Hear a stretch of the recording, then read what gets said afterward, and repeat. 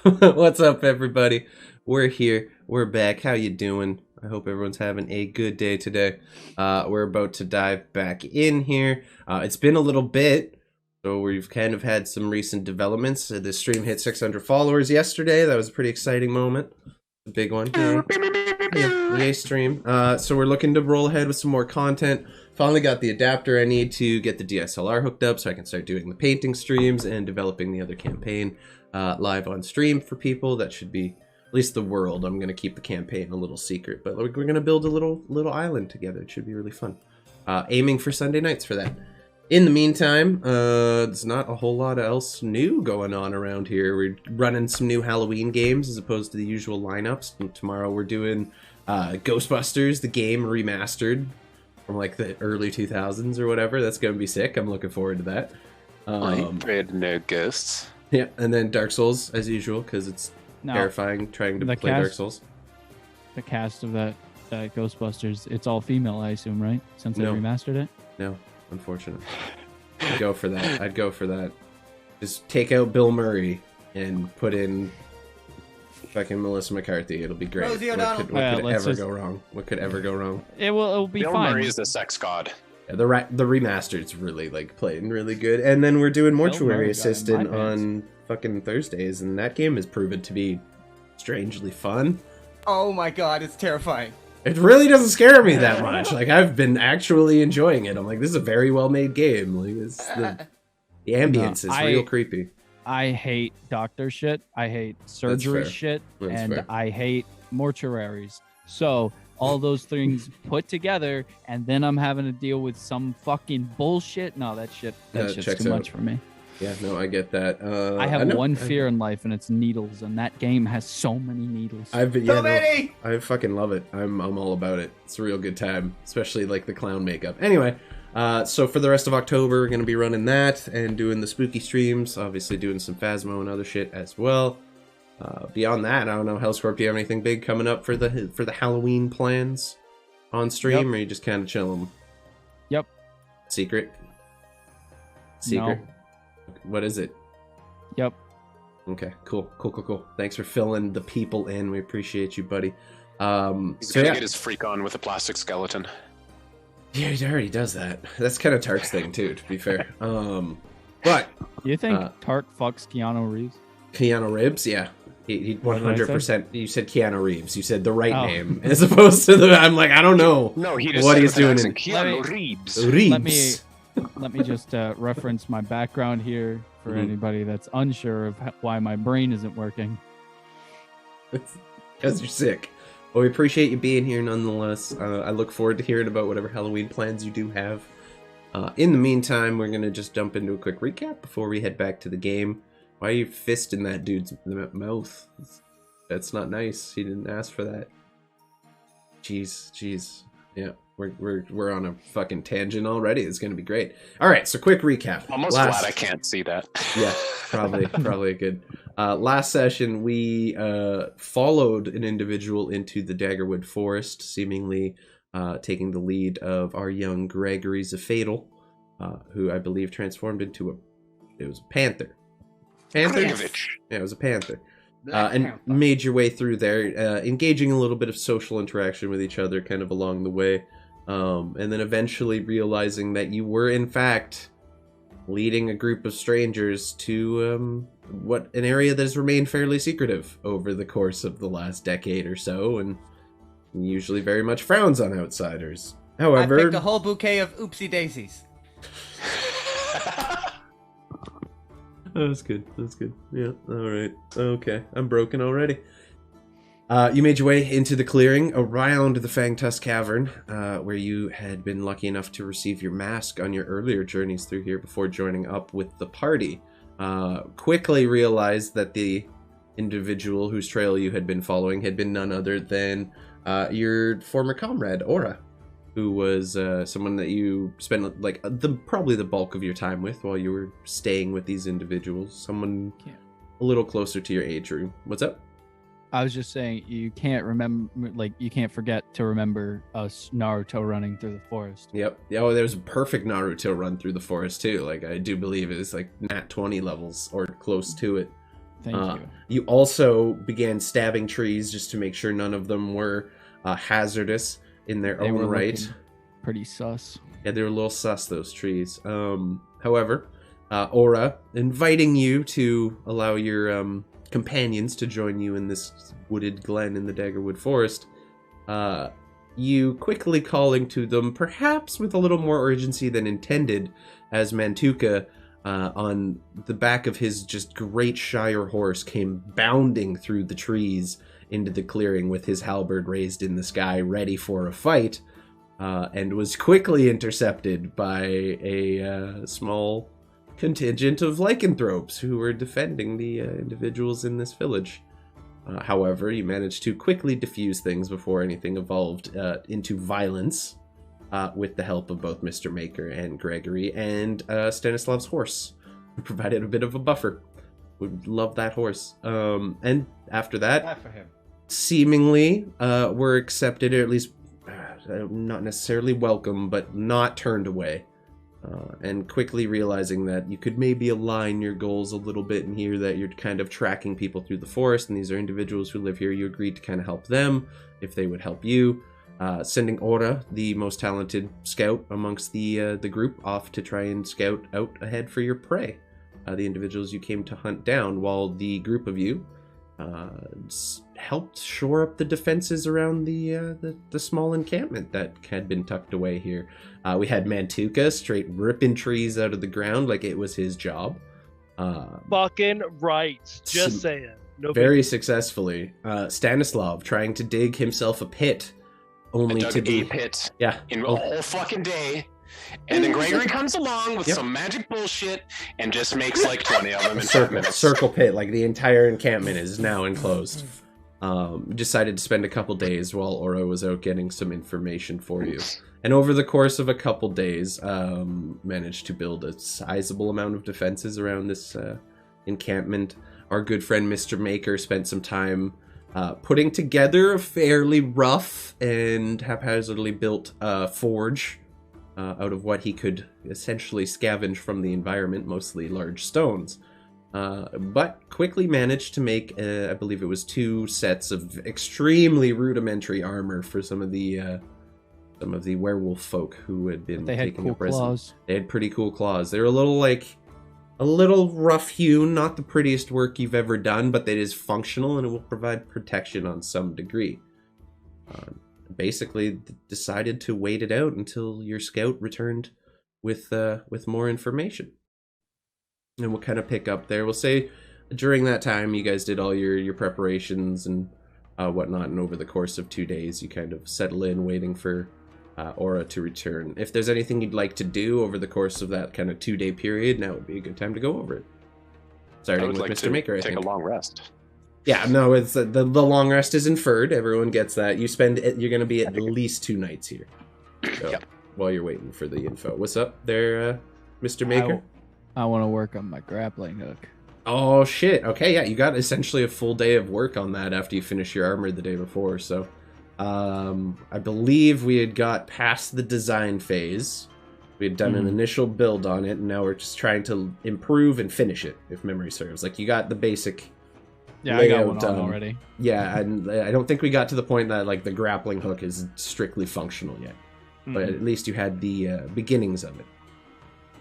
So, as we're now onto the assembly phase and most of the intelligence rolls are out the window, I'm going to need you to make me a Tinkerer's check using your Tinkerer's tools and adding your dexterity, as well as your proficiency.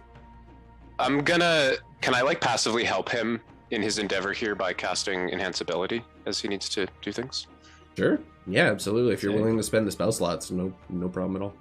No. Yeah, I mean, over the course of the 2 days, it won't be an issue. Yeah, no, not a problem at all. So I believe it's I'll advantage on that. Cat's Grace for that one, yep. So any dexterity checks you make are at advantage. For an hour. So for Tinker's tools, I would roll what? It would just be your dexterity plus your proficiency, which I believe at your level is... +3. +3. Ooh, 14 total? yeah. Yep. Oh, shit. 26 total. All right. Damn. Okay, yeah. With that roll... Thank you very much. Having spent a fair amount of time on the designs and the building and like the just straight up constructing of this, having the free time of an entire day to just sit down undistracted and bang this workout, you manage to put together the rest of your contraption. You now have essentially what is effectively a functional grappling hook.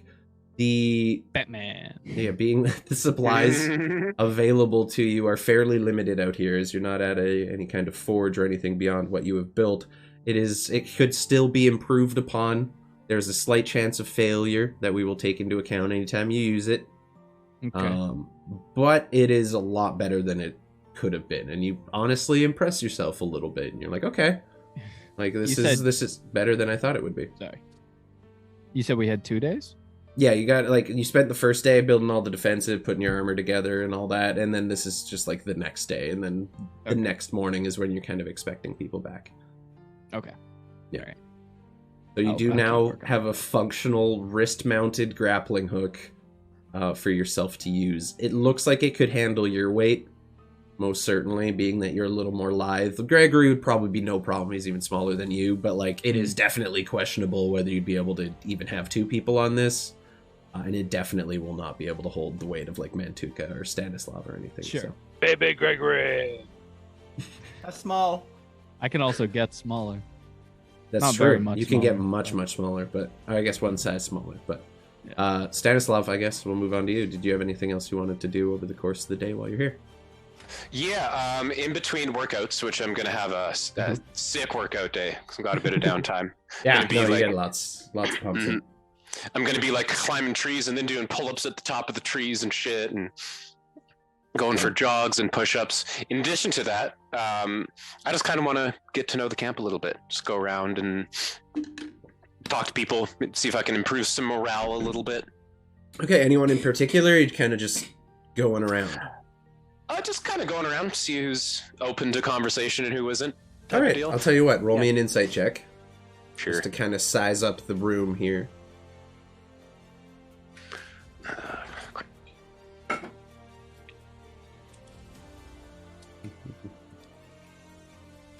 Six. Nice. No bonuses whatsoever. Nope. Cool. Yeah, you look around like who's maybe someone I could talk to who seems to be in a positive enough mindset. And it's not so much that like these folks are angry, they're just a little gruff. They've been roughing it for a long time. A lot of them are like very focused on maintaining and building up the defenses of the camp. But as you're going around, you do find like a couple of the younger folk, kind of like the preteens, kind of trying to help in whatever way they can, but kind of struggling, looking for a direction a little bit. There might be a bit of an opportunity there, and beyond that, people seem just pretty busy doing what they're doing. Yeah, I mean, I'll go up to those teens and, hey guys, it seems as if you maybe need a little something to do. Yeah, I Glad mean, to help. that would be good. I'm all right with some stuff, but like they're totally useless. It's like, and you like look at this bigger kid that kind of steps up, and everyone else kind of looking at him. Like he's maybe speaking a little out of turn, but he's really the only one that like steps up immediately to talk to you. Yeah, what do you need us to do? I'm not really sure. I'll just kind of look around at the camp. I mean, what sort of stuff are you good at? I'm really strong. I'm really strong. Yeah. Are you now? All right. Well, perhaps we can go gather some boulders for Mr. Maker's Forge over there. Make that thing a little bit better and bigger. Yeah, that could be good boulders. I can lift those. Yeah, absolutely. He kind of like his eyes go a little wide. He's a little nervous, and he's like, "Oh shit, what did I get themselves into?" And as he's like saying he's strong, and you just see Mantuka kind of in the background, just lugging like 6 logs in his arms, kind of deal, like just essentially like already showing this kid up. So he follows you.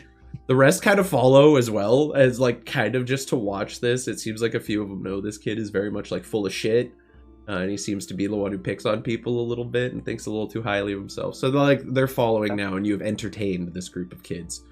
Doesn't take you long to find a couple like larger rocks that you could use. I want to find one that's going to be like it might even be difficult for me to pick up type of thing, and point it out to him. Yeah, no problem. So you find a boulder about 2 feet in circumference. Big ol' honking rock. You could lift it, but like it would probably be like you'd want to lift with the knees and watch out for the back and everything. But like he pointed out, and this kid's like, "Yeah, I can do that." And Yeah, that one's perfect. Why don't you grab that one, and I'll grab this other one just over here. Pointing at a purposefully smaller boulder. Are you sure? You look like you can handle the big one. Well, you said you're a strong guy. I'm sure you got it, and I'm just gonna go pick up the boulder and start walking back. Okay. Yeah, you just walk down, essentially one fist this rock and turn around, and then the kid's gonna like approach this bigger rock and like try to wrap his arms around it and get like that like really heavy like fucking heavy lifters kind of grip on it where you just fucking like flex the arms. And his little arms like they go around but not all the way. He's like he can't touch his hands. He's kind of just barely getting past the halfway point. Yeah, I'll stop like 15 paces down and turn around just to watch. I'm gonna have him roll at disadvantage. Have rolled a nat 1 and a nat 20, so it's at disadvantage. So that'll be the nat 1. I've never seen that fucking happen. That's something else. That is a thing Yep. that has just occurred. So he's like kind of preps up to it, and it looks like he might do it. Like he bends his knees, he's kind of straightens his back. It's a little flex going. He's like, all right. He wraps his arm around it, and he's it starts trying to lift, and like you see the legs flecking. There's like a bead of sweat begins to trickle down, and at a certain point, all you hear is just like a very subtle, just it just gives up. Do the other kids start laughing at that? Oh shit? yeah, like at that shit, literally. Yeah, Shit. no, all of the kids just like bust out in laughter, and the kid immediately just like. Shit. And he kind of just runs off, Yeah. like he's bolting into the woods. Oh, okay. Oh, okay. That's what I'm gonna continue to do is gather rocks for both his forge and for whatever the fuck else we need to use them for. Yeah, and like the kids start helping you too. Some of like the littlest ones, like probably 4 or 5 years old, start picking up like little rocks, and they're like, "I'm helping," and they're kind of carrying them around and following you. You got like a little. That's perfect. Those little ones will fill the holes in between. Yeah, the you big got like a ones. small Good job, guys. retainer of youth helping you put together Mr. Maker's forge. And Mr. Maker, as you are working on your contraption, this is all happening, and you find as this progress is going on, you're finding it a lot easier to heat up your metal and get the pieces you need to a temperature where they're more malleable. So there has been a little bit of benefit there. Okay, Mantuka, what do you want to get up to? We'll just go through everyone and then we'll move along. Mantuka pretty much, he's used to the camp life, so he's gonna find anyone that's near him and he's gonna yell at them to do things to Okay. improve the camp. If they don't listen to him, he'll go and grab them and make them listen in whatever way he feels fit, and just like start like working towards like camp life and like establishing defense and watches and stuff like that, and making this a little Okay. more militaristic for the inhabitants, whether they We're- want it or not. All right, we're structuring it. That's fair. For that, I'm going to say this is going to be fun. Roll me a... you can go persuasion or intimidation based on how you're going about this. Let's just see how well you can get people like riled up and into following your orders. I feel like for It's not- Mantuka, persuasion and intimidation are one and of the same. Yeah, it's very similar. Very, very similar. He's going to persuade you with fear. Do I get advantage because I'm hairy? No. Okay. Good try, but no. Oh, fuck me. That's perception. Sorry, didn't you say I said could either do intimidation or Persuasion. persuasion?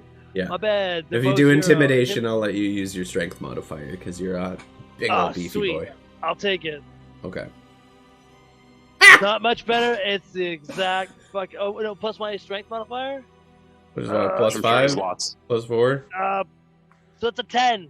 Yeah, dude. It's an aggressive like par. Yeah, you're right on the money. Like, some people are kind of hesitant to be like, well, like, who the fuck is this big ol' bull person ordering us around? And as the de facto leader, Borlian, who's you've had a little bit of interaction with when you first came into camp, kind of sees you trying to take a little bit of like leadership position and like actually move the people towards something beneficial. He's like, well, what are you waiting for? Get to work. And like at that point, a lot of the other people kind of jump into gear and start following your lead. And throughout the course of the day, Yeah. you manage to get the defenses like shored up pretty good. You tell people like go off hunting. Some people actually manage to contribute in ways they hadn't before. And I also want to spread the word of Mogus. Yep. On the DL as we're like working on like embankments. I'm like, so you heard the word of Meduka and Mogus lately? And I'm just talking about like fire and carnage and just the warrior type life. Just trying to like peddle off a small cult following. There you go. One of the women who's kind of helping you out was fairly eager to help out in the beginning. Didn't take much convincing. Quite a bit more muscular than the others around. You gathered this is like a warrior in of herself. Kind of picks up on what you're putting down. She doesn't really have any like real knowledge of who Mogus is, but like based on what you're saying, you're like she kind of begins to agree a little bit with what you're kind of barking up the tree on and stuff.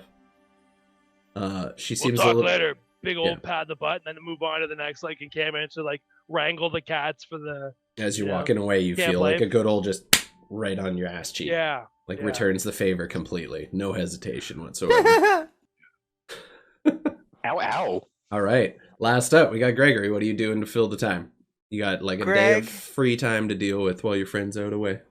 I think mostly would be helping out when he can in the smallest ways, but during the nighttime, he would during the first night, he carves out of wood just a tiny little gemstone looking thing, and it's like, I really don't understand the whole idea of magic. At the end of the day, it's all just stuff I kind of borrowed.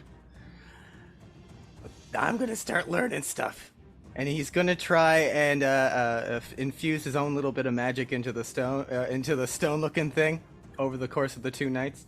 And on the second morning, he just comes out with his little wooden practice sword, and off the wooden practice sword, you just see this little thing. Huh. Oh yeah, I'm turning up that. Whoop, whoop. This thing. That's terrifying. It's terrifying blob of dark energy with an eye made out of the little wooden gemstone, and it's like snarling and snapping, and it kind of sucks back into the wooden practice sword, and I cast magic weapon for the first time. Oh shit. Okay. Taking a cue from Mr. Maker, I've kind of like, learning a little more about infusing stuff into things, and all right. I'm gonna try little bits and pieces of making my own magic happen. Okay. So like you can obviously do that spell, no problem. I'm just gonna say roll me an Arcana check to see like how well the progress goes and like how frustrating it is and whatnot trying to get this done. You rolled really high all last session, so rough, dude. It takes the entire time. Like you're working well into the night, and at a certain point, you're like, I better get to sleep before I'm risking exhaustion. At this point, Y'all see the really blunt teeth of the thing. It's all over his hands and arms. You just see bite marks of the same shape and size. Yeah. It's just like he walks around like this, just yeah. By the following morning, you are a proud owner of a magical weapon. However, it has been a bit of an endurance trial getting it to that point. And there's a few wounds that have begun to close up. They're scabbing over. It's definitely a little tender, though. Like, you're not going to be shaking hands with anyone anytime soon. But you do manage to successfully go about that by the very last moment. I have trust issues now. The cat's always doing shit. It's bad. It's bad, dude. So I fucking know how it is. Oh, man. It killed Boba Fett. He ate fucking Deadpool's sword. Been a whole thing. It's been a whole thing. Anywho, slightly side eyes the weapon. Yeah, it is a magical weapon, and like you've seen magical weapons before, and this checks out. It's just like it's not the best work you ever seen. No, I know, that's what I was talking about. He did a little like judgmental side eye. Yeah, you might want to pass some a wisdom on. concentration spell that only lasts for an hour. Yep. But it's there. Fades very quickly. 45 minutes tops. Took you all day. Yeah. And it's gone. Yeah. Oh no. So, at the end of the 2 days, you guys having had a fairly okay, he's into some shit. I'll be right back. I gotta go make sure my cat didn't hurt himself. Do it. Stanislav is manically doing push-ups, and not manically, but quickly doing push-ups and sit-ups and crunches and mountain climbers, all that fun shit. I'm doing them with you, but as a giant ape, or as just an ape. Oh shit! Mr. Maker is also there doing just some curls with a couple of tiny screwdrivers. Just Manju's watching this entire thing go by and actually doing manual work around the camp that can help instead of fun fucking glamour fucking shots. Like he's actually like digging holes in it, in a moderate amount of time. He's actually, ripping out shit, carrying it, manual labor. But yes, continue with your pull-ups. Yeah. I did my help. My help. I'm so sorry for believing in fitness. Ook. Cat is fine, by the way. Goddamn fucking thing. Anyway, they always are. It's the just getting ripped on by Mantuka. Just knocked a plastic container out of the sink. It's all good. It was just very loud. We had a training montage. I heard. Yeah. Wireless baby.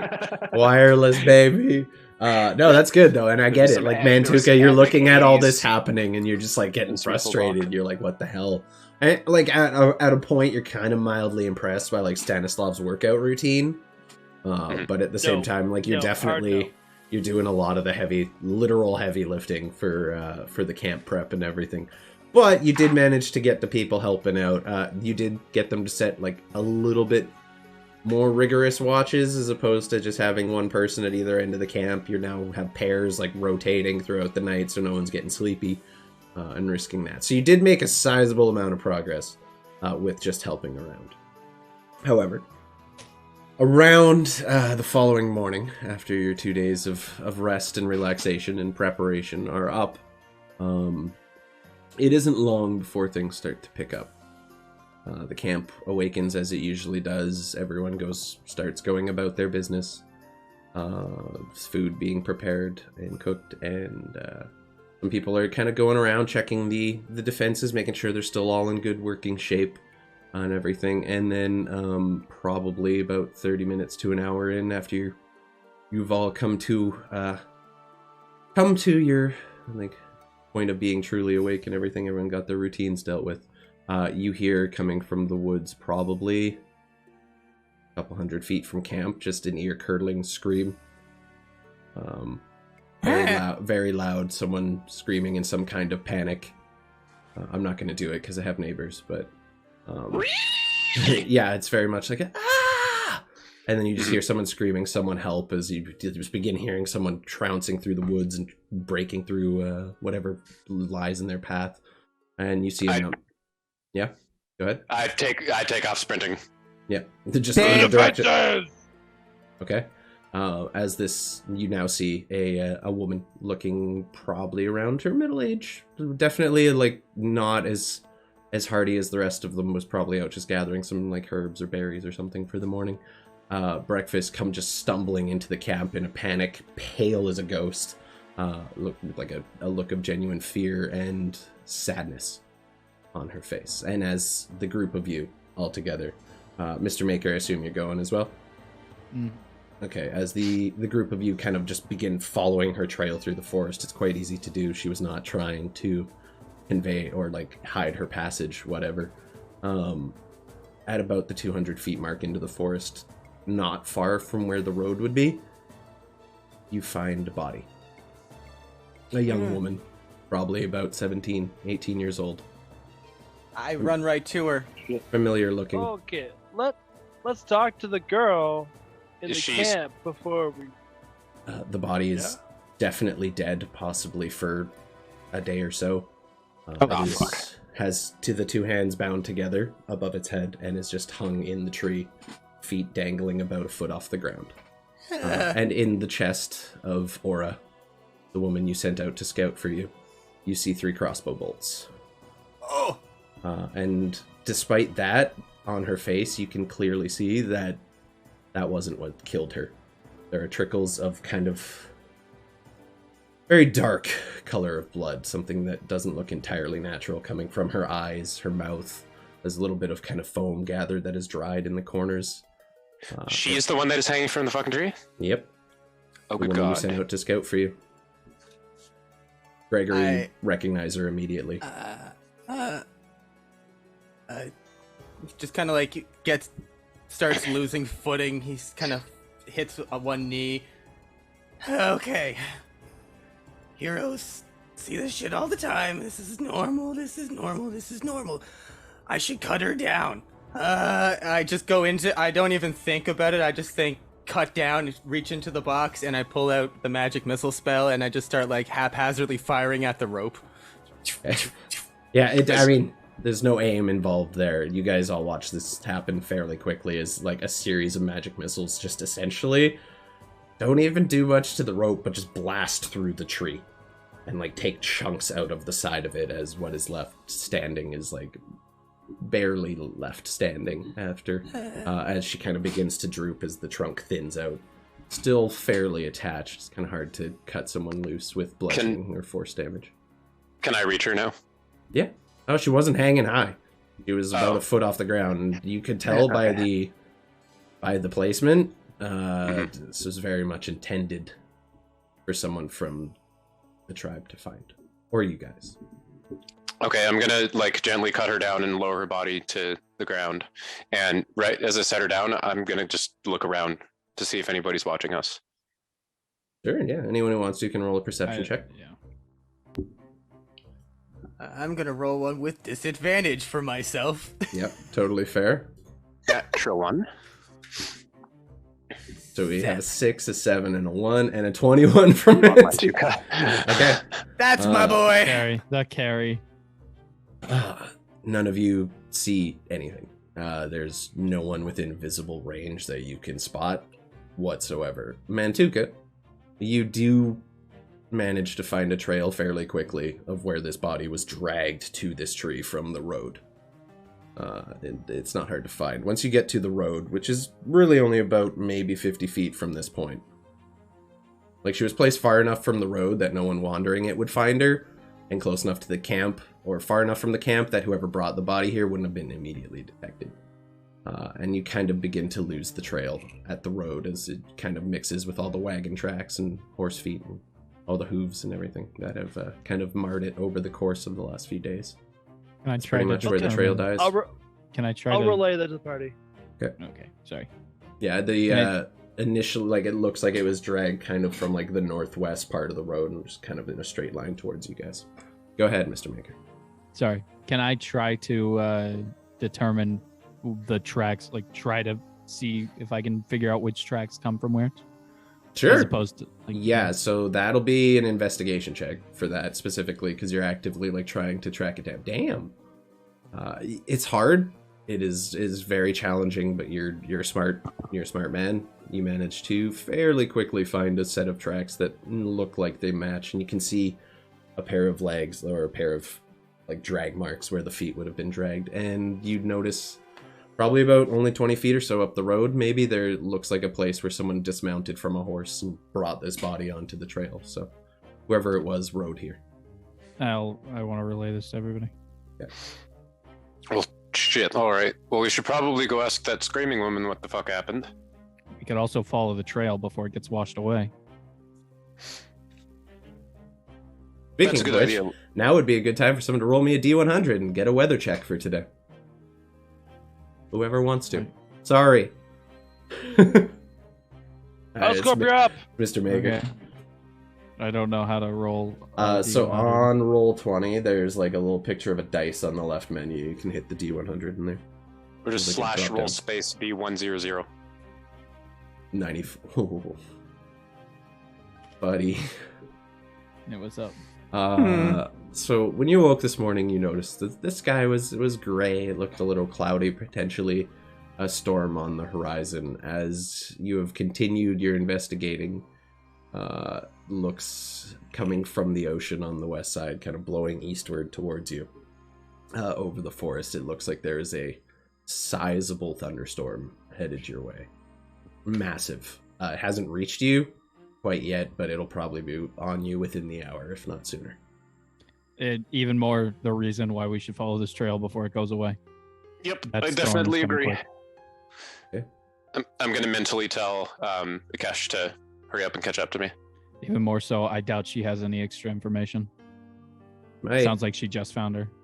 Oh, you mean the... Hey the DM, can Yeah. the audience influence anything we do via using things during the Like session. a gift of advantage? Yeah, no, that's in there. Oh my! Wow. So, yeah, no, Excellent. Oh, That you're, is you're amazing. telling me. Yeah. Wow. Can they also do No, the opposite of they that can't. to you? Yeah, they DM? can. They can give me the curse of disadvantage. It's a real thing. It's a real Excellent. thing. So It's a sick. real, Wait, real How many thing. channel for points you? does it take to bring my wolf girlfriend back? That's not a feature. Oh. We There's don't. not There's enough no wish points that have step. been invented. Yeah. Hold God on. damn it! There's This whole advantages time. for you. 1 million Yeah, so you channel can points. the chat can either give the players or their favorite player. It's not really picking favorites. Player of their choosing gets advantage on whatever their next roll is. It's not like a choice. It's whatever the next roll or the active roll may be. And then the same rule applies where they can give me disadvantage on my next roll. See, I thought the disadvantage was also for us. No, that's just for me. I felt like it would be pretty mean to just have chat giving you guys disadvantage. The only rule is that you guys cannot redeem them yourselves, unfortunately. However, you're doing pretty good. Does anyone want to go over the body, or are we just sprinting into the woods? I immediately, as soon as Stanislav puts her down, you just see one after the other, the ones you've seen before, the little pearl in the clamshell singing, just all the cloths gonna go on her, the little ghosty clothy thing, and then the little goodberry thing, and it's just one after the other silently. You just hear him mumbling to himself, and the little creatures look just as sad as he does, and he's just like trying one thing after the other. Nothing makes a difference. This individual is dead and seemingly has been for at least a few hours. You know the body must have been brought during the night, as no one found anything during the previous patrols the day before, so all you Can know I is try she to- died sometime in the last 2 days. What's up? I was just gonna say, can I try to investigate around the body, see if I see what the actual cause of death was before we go off? Yeah, so you can, I mean, that would probably be a medicine check, which is What I an was afraid option. of. Yeah, investigate would be more looking for clues, and based on the fact you found the trails, that's +1. Okay. Yeah. You will say this, even with the I am shitty not roll. wise. You've never seen a person killed by straight up piercing damage from a bolt that had tar-like blood running from their eyes and foam in their mouth. So you can probably infer something else was what officially did this individual in. But beyond that, it's just, you know this corpse doesn't look normal. But you have no indication of how long she's been dead, or any other indicator. You can figure something caused this reaction. Yeah, I have no idea what killed her, guys. But we need to follow that trail. Right. We gotta find the person who killed her. Yeah. As Well- the time begins to go on, you do start to hear the sound of rain hitting leaves around you. Very lightly at first, but it will begin to pick up soon. Seems like it's time to go. Right. Okay. Are we After you, taking? Mr. Maker. Who's taking her? Yeah. All right. Somebody take her, please.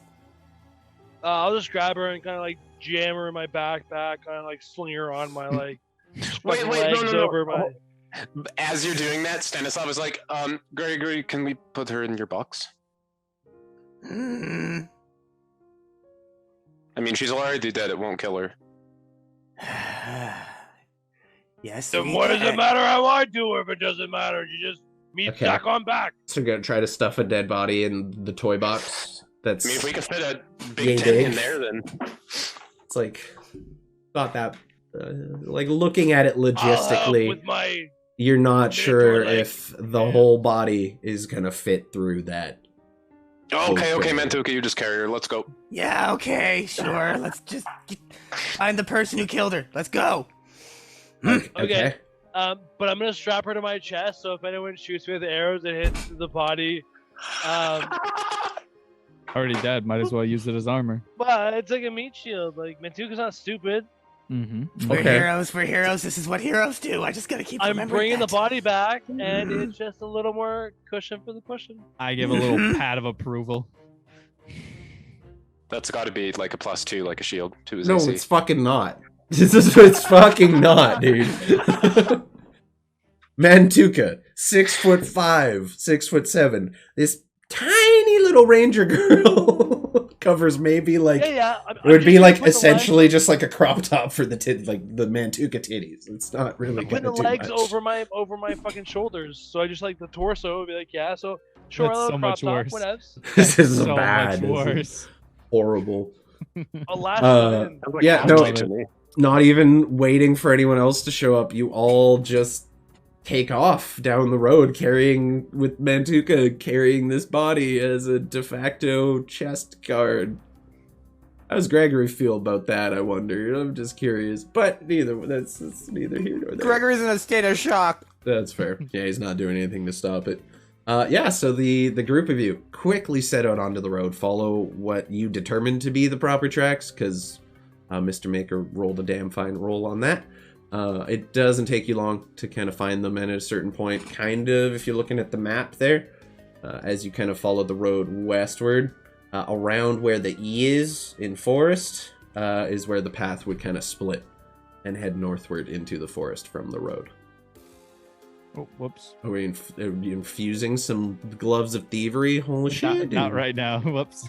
Nice. As we're moving, I'm gonna mentally tell Akesh to stay behind us like 50 to 100 feet and watch to see if anyone is following us. Oh, okay. Yeah, I can do that. Roll me a perception check for your celestial steed. I love him. Yeah, with everyone. Yeah, he cashes a. I don't know how That is he an ended up with 11. the derp voice. Yeah, he's watching. He's he's looking, and like you see, he's doing this as he kind of follows you guys. Doesn't seem to pick up on anything. He's also a horsey, so he has peripheral visions. Yep, that's true. Yeah, it's still nothing, unfortunately. Also, the dopey voice came from he started as a camel, and the voice just carries over. Because yeah, he was a camel. Yeah. Yep. That Call makes him sense. the same spirit in a different body. Pretty much, he just changes as he goes. So it takes you probably about an hour and a half of walking along this road, because you came out kinda over here. Was where you just like by that crossroads or whatever.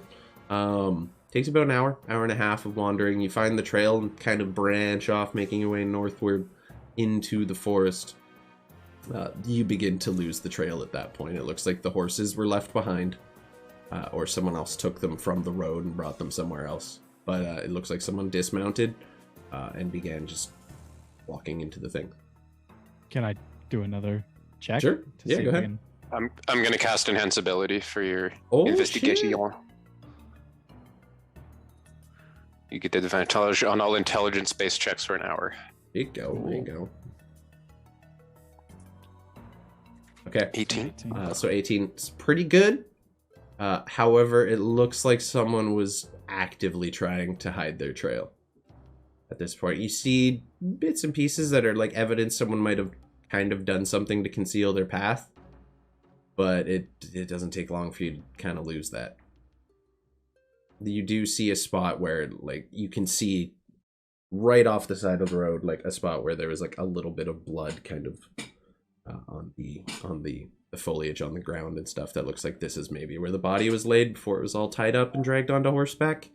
But beyond that, you have no indication of where Aura was killed or where they might have come from. You do know, last you heard, the group you were sent here to look for was kind of operating in the northwestern side of the Daggerwood Forest, so you'd maybe make the inference that that was where they had been coming from. So I guess we just go north. Up to you guys. What's the plan? Keep following the straight line from where that was, don't you think? Yeah, Up to you no, guys. we're gonna find them tonight. Alright. Now. Okay. Yeah, I'm down. As Gregory kind of comes back into it and begins to refocus on the anger that he is feeling at the death of a So the comrade trail who is of now gold- strapped to Mantuka. I'd like to, as we're walking along, I'd like to keep an active, I'm actively looking for anything that looks like they might have passed through there. Any Okay. blood or anything. Absolutely. So anyone who wants to on that can roll me perception. Hey guys, I have an idea. Since it seems like they're probably already at least a day ahead of us, do you think we could spare an hour? We might be able to bring something to our aid that can help us track. Like I what? mean, yeah. Basically, I can tell Lakesh to go back to his home for a little while, and then bring one of his doggy friends, so to speak. Oh, Okay. Sounds Yeah. It's up to you guys. You have lost the trail at this point. All Yeah. right. Well, shall we do it? Let's do it. Let's just sit and focus. And I immediately go like crisscross applesauce. Poor and I just Mantuka. kind of. Yeah, it's about at this point, Mantuka, you realize like this body it's starting to smell a little bit. It's, like it's definitely I'll make been sure to dead use the for a remainder while. of my rope to fasten it better. And then I'm going to work on my Gregorian throat singing Okay. with rhythmic chest bumps into my, I guess the gluteus maximus of my now chest armor. And I'm going to, This is the while I'm darkest shit waiting I've for ever this had. in a hour. game. Yes. Yeah, no, yeah, you're just sitting there too, and like you were ready for a fight. Now you're sitting. That energy kind of builds up and doesn't have anywhere to go. And it's been a few days since you got yourself into a good rumble. Last fight you had was you beating the shit out of Gregory, and now you're doing that emotionally. So Seeing that, I'm just gonna kind of look over to him quickly and say, "Don't worry, this will bring us to the people that we need to fuck up." And you just see that Gregory's like crisscross applesauce doing like a meditation pose, but it looks like he's like straining every part of his body. yeah, just like the vein in the forehead is fully popped out. But if we're short resting, I'm gonna go ahead and use my the freaking natural recovery. I have natural recovery for druid Okay, and yeah. wizard. Oh shit, that's true. I All right. do want to. Yeah, I'm spending an hour to cast Find Seed again to summon a Mastiff. Nice. Do Okay. any of you have an extra ring on you, perhaps? Stanislav looks down at his bare hands. Unfortunately, not. It's a character I wish. decision. You guys make that decision yourselves. Well, Stanislav was you guys don't know this, but he was a fucking slave before. He's never gone and bought jewelry with purpose. That's true. Yeah. I Gregory don't want might be the only one logically wearing jewelry. I kind of go into the box and you see me pull out of the box another box. And in that box is a bunch of jeweler's kits. And I kind of go digging in and you hear clink clank and a little like smashing. And I kind of like, it's not magical, this one, but I just kind of pull out like just a brass ring. Yeah. I have Very one. basic, like for essentially practicing jewel craft on. You can already see there's like a couple little scrapes on it from where it looks like he was maybe trying to engrave something that didn't quite work. They look but like yeah, sure. ruins I made up. Yeah, absolutely. Can I- It's definitely not an accurate depiction of arcane runes, but like he tried. And Yeah, it's fair like the thought is what counts for sure. What do you want to do to it? I would like to do this to it. Make a spell refueling ring. Okay, that's pretty cool. Yeah. Do you already have all your infusions up, or is this just a brand new one? So I already have that one. I just don't have my last infusion. Okay, cool. Yeah, Th- because I know this you have would be like a that one. limited number, and then it starts swapping them out. So this would be the last one you like have available. Mm-hmm. Cool. All right. So Gregory, or I guess unless you wanted to keep that for yourself, Mr. Maker, Gregory is now in possession of a spell refueling ring, so you can recover one expended skill slot a day, or spell slot a day. At the same time, you see I'm also holding that little wooden gem, and I'm just like, fuck. Okay, thank you very much. You are very, very good at that. Wow. Okay. No, it's like a little. I do a little like sad pat because I know he lost the body that's being currently worn around Mantuka's neck. Yeah, that's pretty fucked up. It's such state of shock does beautiful things to a person. I slip the ring on and I just kind of clench my fist. Alrighty, let's go. Okay. As your short rest does come to an end, Stanislav, Ikesh does in fact disappear, bringing with it instead, after resummoning, the form of a large mastiff. You're not exactly sure how well you're going to be able to ride it. But Oh, I don't intend on riding it. Yeah. That's all right. I'm faster than him. I know it falls I'm under as fine fast as steed, but like it's a dog. It may be a big dog, but it's still a dog. Gregory could probably pull it off, though. Yeah.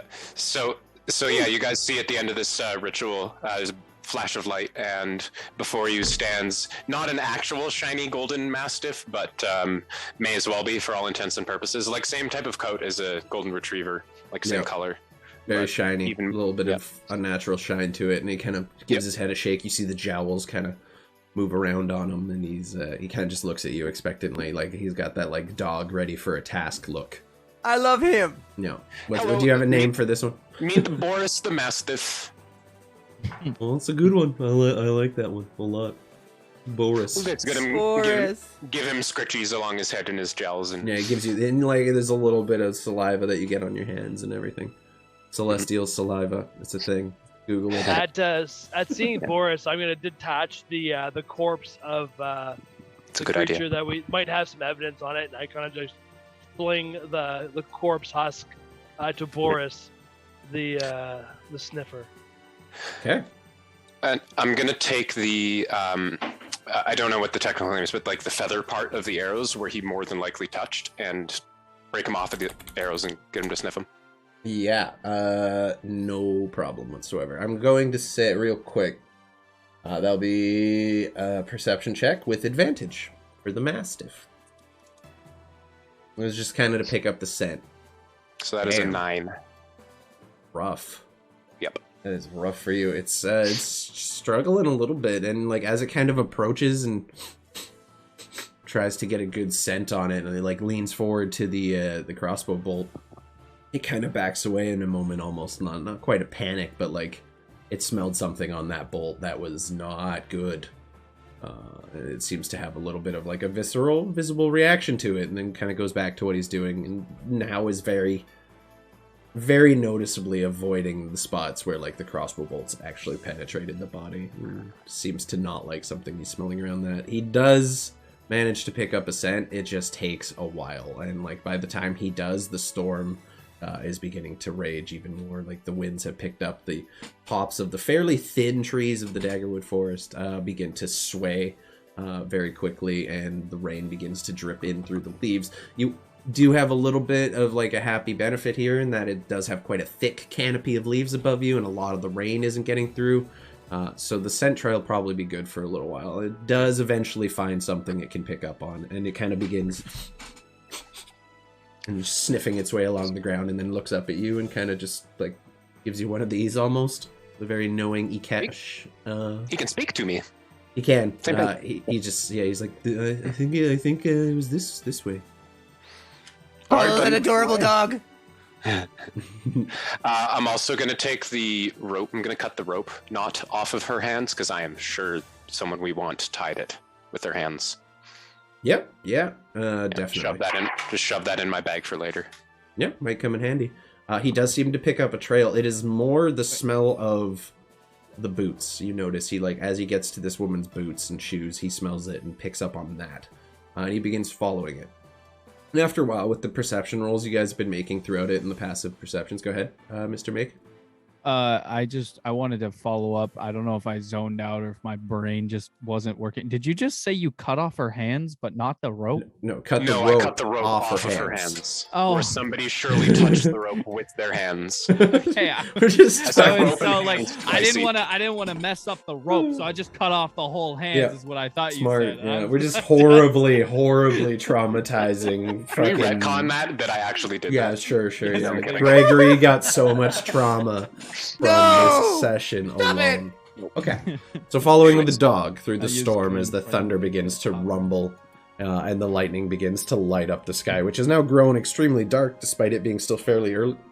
In the morning, the clouds have now just covered the sky, and it's even now it's almost like nighttime levels darkness is how thick this cloud cover is. You actually, someone for funsies, roll me a percentile, please. Do it this time. Yeah, sure. Baba Booey. Okay. You do see a couple places where lightning like comes very close to striking a tree in your like visuals kind of further up ahead, and it looks like it has managed to avoid starting any kind of fire or anything like that as it stands currently. How are you gonna start a fire when it's raining, idiot? Tree's still dry, motherfucker. There you go. Hey, thank you for the raid, Hamster Lovin'. I appreciate you. Thanks for coming in. We appreciate you coming in, bringing your community by. Thank you very much. I'll get a shout out for you pretty quick here. Ray Dussy. Oh, God. Raid Bussy. I love it. Raid from the OP Syndicate. Well, thank you for that. I appreciate you. Thanks for coming by. We're going to dive back into the D&D session, and hope you enjoy it. So picking up where we left off, you were following this dog well into the forest. It was Boris, I believe his name was, your new canine companion.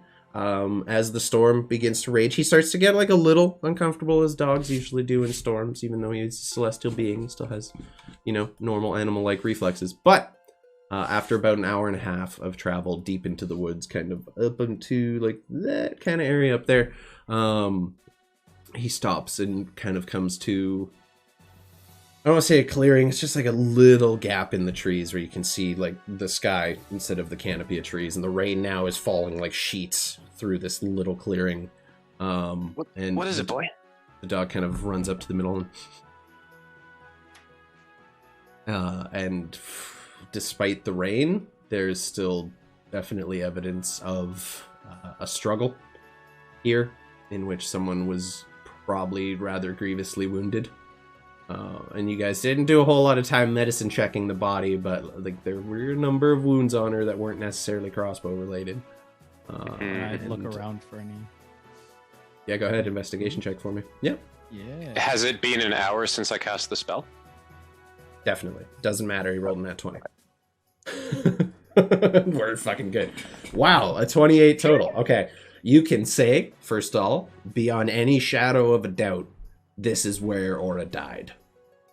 You even like see evidence of like an entire scramble. I found one of our fingers. Oh, sure. Yeah, you find just a single finger. No. Good, you can attach to the rest of the body. You can definitely say I'll put it back. This is the point where this individual died. And as you look around trying to find any kind of shred of evidence or clue, you do find another patch of blood. And behind that, there is a single arrow sticking out of a tree, which you definitely recognize as the ones that Aura is currently still carrying in her quiver.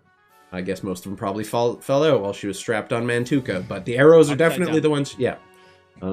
Because she's hanging by the feet. Velcro arrow. On his shoulder. Yeah, exactly. So, you do manage to find one of her arrows in a tree. And it looks like she managed to put up a fight against someone.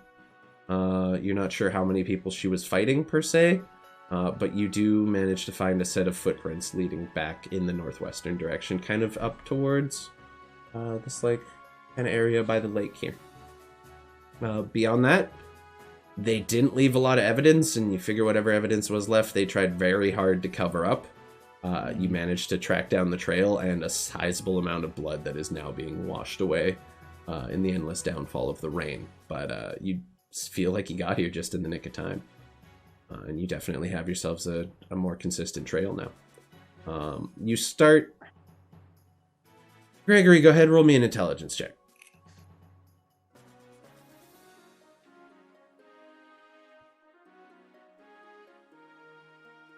The hell?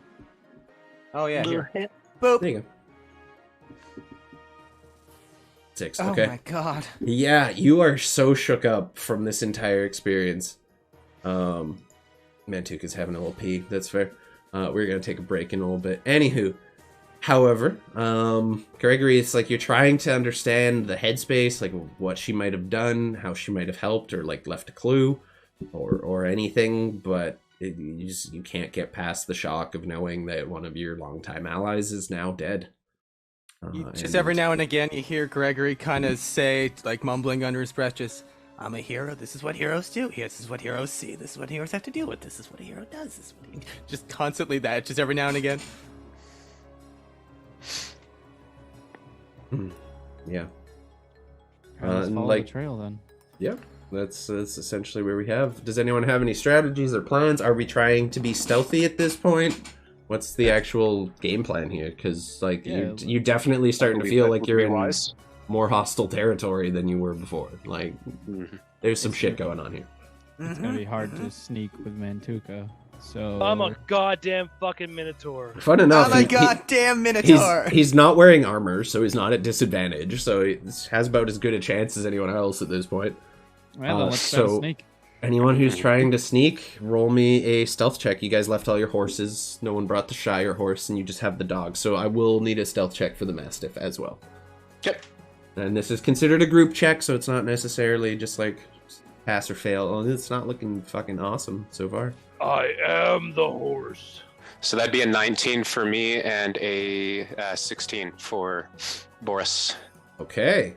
Mr. Maker, Gregory, did you roll one as well?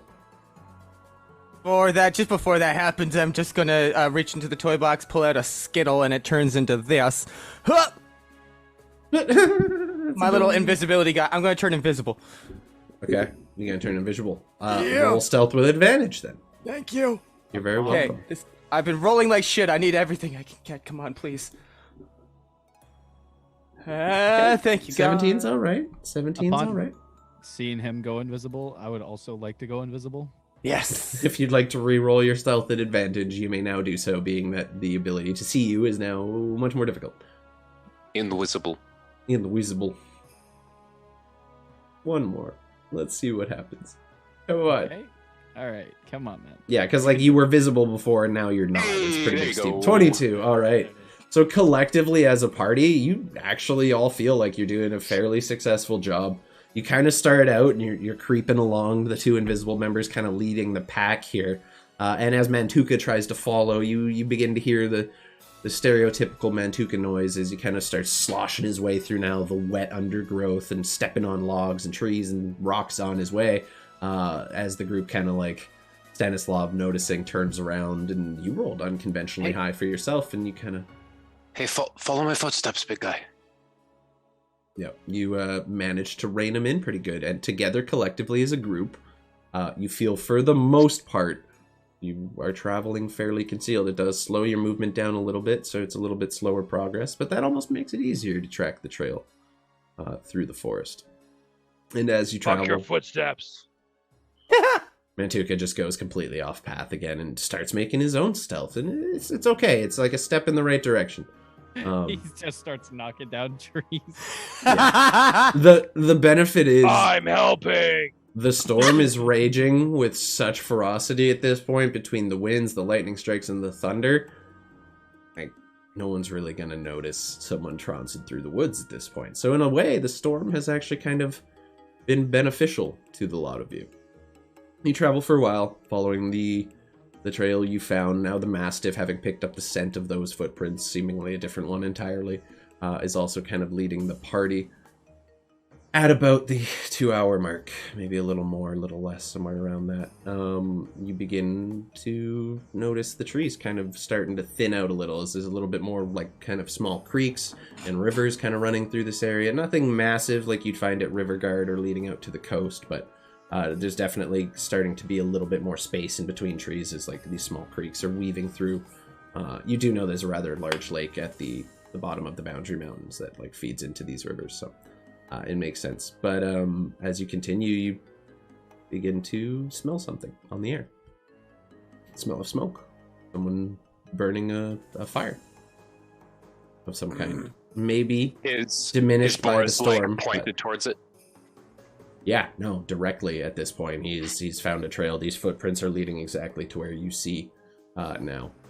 What would have been a rather large noticeable plume of smoke in the daytime is quite faint now, but you can definitely smell the smell of campfire on the air. At least one that was recently put out by rain, perhaps, as it is getting quite smoky. What's up? I was gonna ask you if it was still on because of the torrential downpour, but you No, yeah, it's You dealt with definitely that already, so- been put out. okay. Yeah, you're smelling like the remnants of a fire that has been put out by water. As you kind of approach your group, stealthily making their way, you notice a clearing around you, or coming up. 1 second. Have a map for this somewheres. There you go. You guys are not on the map. There you go. So, you guys will be approaching from the southeast over here in this bottom left or bottom right corner.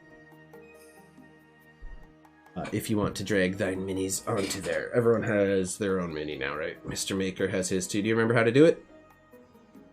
Are you asking me? Yeah. Yeah. Okay. Yeah, so you guys would probably be about there by the time this is all happening. And then how do we link up the dice to it, though? The initiative, Okay. you just have to have your mini selected when we roll initiative. We're not quite there yet, though. Hold off on this. Am I Where the drunk heck did or I- do I don't necessarily see Mantuka if I'm supposed to? You, no, he's not on the map. He should be in your journal. Okay, cool. Just making sure. Do you want me to Yeah. pull him out? Yep. So go on to like the little journal. I got him. Drag Mantuka. I got him, brother. Yeah. And then who's the last Whip one? it out. We don't have? Yeah, we have the 4. Is it- Oh, we need the robot. Out so hard. We Oh, need a fuck robot. We need a robot and a mast. Hey, Bullshit. hey. Be What's his nice. name? Unnamed Unnamed intern. Yeah. UI. Unnamed lame ass. Unnamed, unpaid. Oh, Unnamed That's and rude. unpaid. that's so mean. Alright, this is your robot now. Congrats, Mr. Maker. You get a Terminator. Thanks, man. I'm pretty sure that looks a little bit like a Terminator, but it is what it is. I'll And then be we back. need I a don't dog. fucking care. There you go. You have a dog. So, as you approach, you now see in this clearing, visible to you, at least 4 individuals. 3 clad in fairly reasonably made armor, 1 looking quite a bit more expensive than the other 2. That individual in the fairly expensive armor is talking to another person who... you don't recognize this person, but you definitely recognize the type of clothing they're wearing. This is someone who is like fairly haphazard, pieced together armor. Looks a little gruff and tumble. Probably one of the bandits that you had been heard about that this group was meeting with. It does appear to have a little more wealth than your run-of-the-mill bandit. A little more authority, carries himself with a little more power. You can't hear what they're talking about, but they do seem to be engaged in a fairly deep conversation. And go ahead. Can Boris hear what they're saying? Roll me a perception check at advantage. He has much better ears than I do, and he Yep. can understand common. Cool. Unfortunately, no. 11. Yeah, over the rain and the storm and everything, he's unfortunately unable to hear you. At that point, before we jump into this, we are going to take our break. We'll be back in about 10 minutes, and we'll get into this combat. Thank you, Tsunami, for that sub, buddy. We'll be back in a few.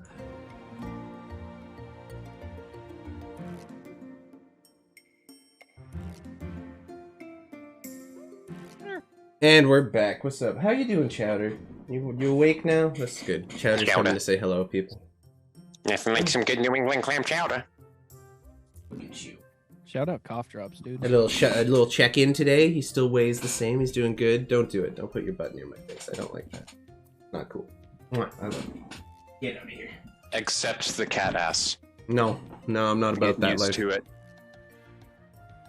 Don't do it. If you start attacking the collectibles again, I will lock you out of the room, and that makes me feel bad. Okay? I've gone full cat dad. It's a whole thing. Anyway, so Cat dad. it's been an issue.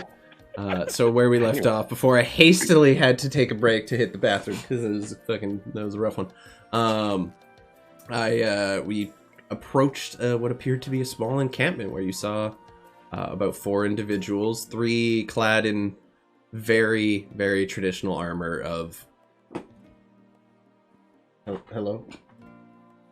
How you doing? Aww. Thank you for that. This is amazing. I love Yeah. it. He likes the chair, and he's torn it all to shit. But he is the king. I'm like, I can't focus. This is like the worst. This is the worst. Don't do it. I know where you're going. Like, okay, you good? Breaking all of your shiz now. He's just sleeping now. It's hard to focus. It really is, like, really hard to focus on the fucking... Did you say dirty nacho poop in chat? Jesus Christ. Someone Oh. did. Fucking some deviant in chat said that. You know it says your tag under your character name on the Whoa, whoa, overlay? calm down. Are you fucking Facebook fucking investigator? Fair enough. Okay. So, Dog water. we're gonna refocus. We're gonna recenter before the cat goes crazy and eats the collectibles. It's coming. It's coming. I can feel it. But now I have actually like a line of Me sight. too. I can watch him, and he knows it. I see you. Anyway, so where we left off, we were very very quickly approaching this small encampment, and Stanislav in particular, you recognize the armor on these individuals. It is like straight out of the Imperium handbook. This is very clearly members of the Imperium infantry. That you Would I be able to go so far as to say that this is our quarry? It's very likely. Like, they have covered some of the insignias. Like, they're not blatantly flying the insignia of the Imperium, but like you've been around that armor your entire life. You know what it looks like. And these people either stole it or more likely the individuals you were searching for. You're not so sure on the kind of bandit-looking individual, but he does seem to be an individual of like standing within the local banditry. Apart from that. If anyone wants to, you can roll me perception checks to see what else you see within the area. Perception sex? Fuck yeah. I said checks, but I had a lisp, okay? Don't judge me. Nat 20, baby? Nat 20 is pretty good. Oh, sexual lobster. Yo. All right. When I get that feeling, I need actual killing. Okay, I need to... you definitely see... How do I change my layer? God damn. You see an individual... Yeah, I get it. You're happy. You found my hidden peoples. Aha! Haha, there's people! There's peoples! You do manage to find... Ow, that's my back you just scratched, little man. Also get used to that. It's just... Inflict wounds, level 1 from your cat! Huzzah! I love that spell. That was a good one. That was a good one. Yep. Yeah, so... Something all cats are born with. A lot of you, except for Stanislav and Gregory. So just Mr. Maker and Mantuka. You just... I don't know. He just hasn't got a lot of attention lately. It's been a busy day. You do manage to see two individuals kind of up in the trees in what looks like these little perches that they've kind of built. It's like a very simple platform, easy enough to stand on. And they're kind of just sitting, keeping an eye out over the camp. Collectively, they do not seem to have noticed you all yet. With the natural 20 too, that's all you can make out so far. I whisper that to both of the others. Yeah, we're good. We're good. The danger has can I passed. use a divine sense? Sure. Ooh, good idea. Are there any undeads, celestials, or fiends? No. Okay. You very immediately don't get even remotely the sense. Cool. Just because that shit has been going on. It has. This you do gather this is not entirely connected to that. Could be a little bit, but overall, yeah, no, everyone seems to be at least humanoid in nature. The races vary greatly between them. You have everything ranging from what appears to be a dwarf, halfling, uncharacteristically buff for a halfling in full plate armor, but a halfling nonetheless. All right, guys. Workout challenge off. I have an idea. It's a classic. Me and my brother used to do it back in the desert when we were trying to fuck with people. It's called Get Help. What does that entail? All right, so basically, and I look at Boris a little bit unsettled.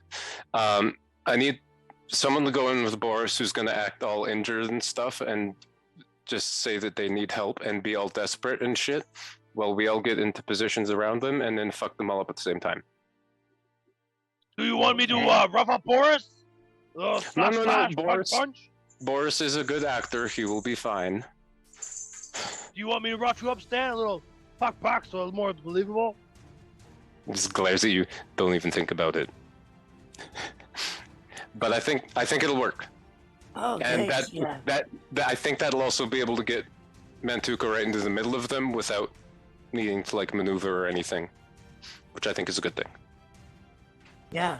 Oh, sure. Whatever I'll gets move them around dead. the right side of the camp since I'm still, invisible. Okay, And, you can click and drag your mini where you want. yeah, At this point, Perfect. if you are going to actively be moving around or closer, you're going to have to reroll your stealth checks as you're now actively moving around the camp and people keeping watch. I'm just gonna move right over Safe here. word, screaming like baby. Moving up. Safe word is ah!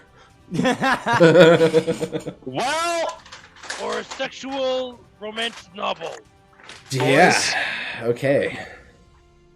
as I start to move around this way, Who's doing what? All right. Actually, Mantuka no. has not rolled. Neither has. Okay, that's some rolls right there, guys. Fuck. Go hide behind the Stanny, tree. you're at disadvantage or advantage, or was one for the dog? No, the one was for me. I rolled a nat 1 on my stealth check. What was the 8 for? Oh, different thing. Okay. Yes. You rolled a 1. Make it okay. So Just but so I- you're tracking, I would like, assume I have to Mantuka roll. says- you do have to roll for the dog as well. Yeah. But he's Right, not being Mantuka's stealthy. gonna. Oh shit. Mantuka's gonna what? Stay back. I'm gonna wait until any yelling, so I'm not rolling because I'm not advancing till whatever enough. transpires with dog and Okay. Stan. Yeah. So, Mr. Maker, you begin kind of hiking your way over and trying to slowly move between the trees and the undergrowth. Would and I see Stanislav fuck up a little bit? Probably as you're like about halfway there, because this all happens within the same kind of time as Yep. you're all moving. Can I use Flash of Genius on him? Sure. Yeah, absolutely. So there's +5 to that roll. It Oh. might still not matter because I it's a don't, natural really, one. I don't really do critical fails and critical Okay. successes. I try to flavor them as such and make them a little cooler, Okay. but like in that one isn't So an it's auto a- fail. So it's a 9 instead of a 3. it's a slight Or a 4, improvement. sorry. 9 Yeah, instead it's of a a 4. slight improvement at very least.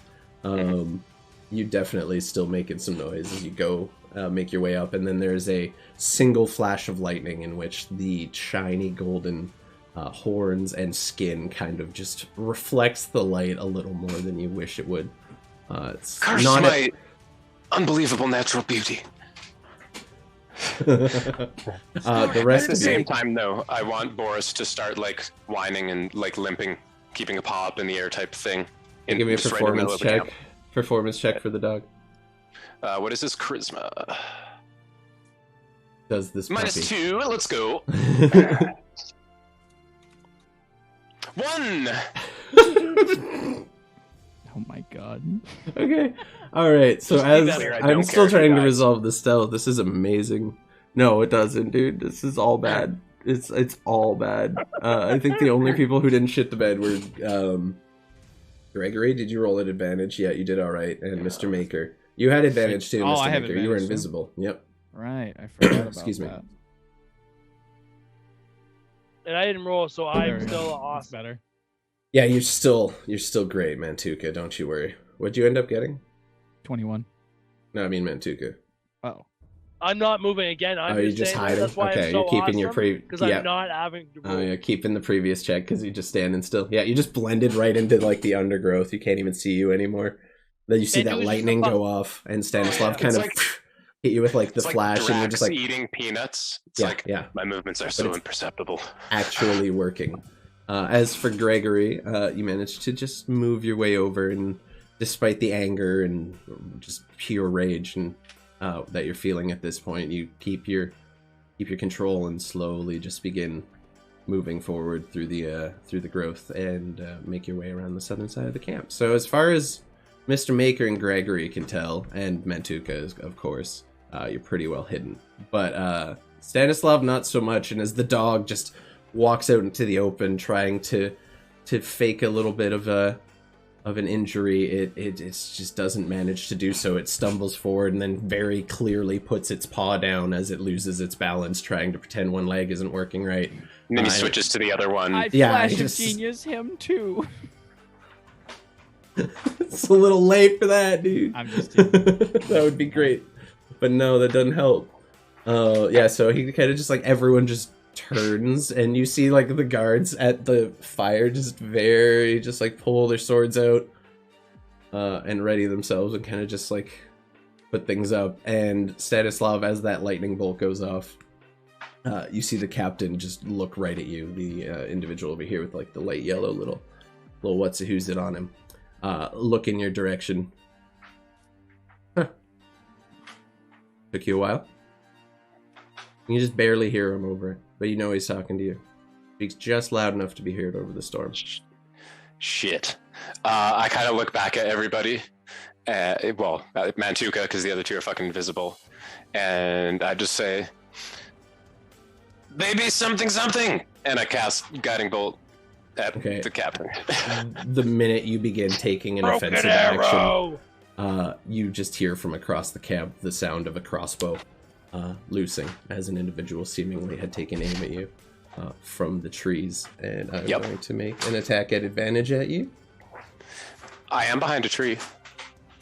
Doesn't matter. I'll take it. That's a 20. That is a 27 to hit. Yep. And oh, that's brutal. Cool. I need you to make me a Constitution saving throw, please. I'm good at those. You are. You are at a Hold on, little I'm bit of gonna an take the advantage on damage this because one. that's 28. Just wait. It's Right. It's plus. In the meantime, I assume I being near one of the people. having that Still a 12. 1 second. 12. That Is is 12 not a enough? success. Okay. That is a DC 15. Okay, so with the piercing and the sneak attack, I have to do math because this is an assassination rogue who has seemingly been targeting you. And Oh, as good. no one's taken an offensive action in combat yet, this counts as an auto crit. So math, 2 6s and a 2. Wow, that's gonna be rough. 19 and 29 together becomes. Let's Shit. fucking go. Math, Take it. 48. Yeah. That 48, right? I think. Yeah, that checks out. 48 and, points of damage. that's not even doubled yet. Oh, then I'm down. Yeah. Okay. That's 48 doubled is 96. Yeah, no, I'm Yeah. down. Holy shit! And then you just take a rolled 4 on the actual piercing, so you take 8. instead. Doesn't matter. At least it doesn't double your HP, right? So That's pretty fucking essentially, hard to do. as you like step out into the thing and begin casting this action, you just hear whistling through the air and feel a sharp burning pain as a fairly familiar looking crossbow bolt sinks into your chest and essentially immediately puts you down on your back. And as you kind of fade into unconsciousness, you feel just a second hit of this poison kind of unleash itself on your system, and you feel as like your mouth begins to foam up a little bit as it immediately hits your system. And you recognize a very similar symptom to what your friend was hit with. What would everyone else like? Do you all see this happen? It's not hidden. Do I still get the guiding bolt off? No. Oh no. Figures. As you're casting it, this bolt just like literally goes through the hand motions and directly into your heart. It was a perfect shot. I However, also get stabbed by an assassin at the exact same time. Fuck me. yeah, you just, It's fair. no. I roll a nat 1. 1 second. Yeah, Hellscorp has a thing he would like to do. I'm just now going to move this individual. Oh, no, shit. 2 tokens. Yeah, I'm good at roll 20. Woo! Jesus. Yeah, as that happens, you all watch as Stanislav immediately starts casting and then just hits the ground and kind of like tenses. You see him begin to kind of shake and seize as this, whatever it is, hits his system. Yeah, what would you like to Okay. do, Mr. Maker? First thing, did I see where that bolt came from? Yeah, there is now an individual visible in the trees, kind of in the northwest, who seemingly beat all your perception checks. So it on was the there. one in the northwest. Yeah, Wait, it's the there one was with the little another green. one? Yeah, there's a third one. Oh, I see. Yeah. Okay. And secondly, since they're not technically in combat yet, can my construct use its healing word on Stanislav? Yeah, if you'd like to do that as combat starts, it's something you can do. But he's probably going to miss the first round. Okay. Boris also poofs out of existence. Yeah, as that happens, I'm going to actually have to have us all roll initiative because, like, it happened and now combat has started. Yeah. So, real quick, yeah. Can I still get that healing word off, though? Where'd all the turn orders go? I had them all fucking okay. I'm gonna say no because they were kind of waiting on this arrow to be fired, and that's what kicked things off. So we will be in initiative order by the time that happens. There's everybody. Let's Where go. am I? Oh, You're up there. I've I'm been way rolling like absolute dog water all game, to be fair. That's a real hard hit. Same. That's a real hard hit. Level 18. My man. It's what happens when you roll a nat 1 on a stealth roll going into combat. Yeah, you're not wrong. Dead people don't need to go first. You're not wrong. Also, I rolled for the short sword on the poison damage, but it should have been the short bow. The damage is the exact Guess I same. I should just still- clicked the wrong thing. That's why that's in it. Yeah, no, everyone roll up. I was wondering. I Yeah, thought Gregory, somebody Mr. like Maker. snuck Where behind was me. that? Mantuka, did you put your guy up there? Can that be my death save? Oh, God damn it! brutal, My dude. guy is on the map. Did you He's click right- him and roll your initiative? It's fine, I'll just add it. Did Oh, you- sorry, I did not. I just rolled it on my thing. Can you do that for me too, please? 23. Yep. What'd you roll, Mantuka? Real quick. 18. Sorry, I'm a big liar face. Fucking liar face. Fair enough. 18. Turn 23, Stanislav. Okay. Indeed. Alright, Unreal. I think that is everybody. Your pets share your initiative order. At least the I dog's don't still have a pet. alive, guys. Nope. This is good. No, he's Oh gone. no, you're down. Yeah, no, there's no Yeah. more puppy. Oh, I'm so sorry. Bye. Yeah, you all watch. I'm this. unconscious upon initiative. Yeah, sorry. This is just like the first person got ambushed. I got ganked. Yeah. That's okay. That was pretty brutal. And good news, guess who starts the initiative round? The assassin boy. The assassin, who has actually didn't roll enough to see you guys, so is just going to reload the crossbow and kind of put an arrow up, and looks like it's, or whoever it is just preparing to shoot when it sees someone.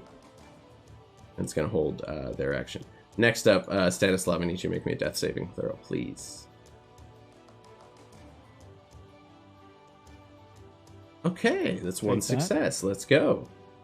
You are doing all right. Mantuka, see all this unfold? You have not seen Stanislav take a hit like that in all of your time together. What are you going to do? What's the plan? Literally no I- one has. No one has. Stanislav's never taken a hit like that. 27%. I'm going to take the dash action. Yeah, Because I fair. have 40 feet of movement. So that's going to put me right here.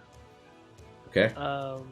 And that'll be my action. Still trying to like keep some trees behind me and where I perceive the archery shots coming from.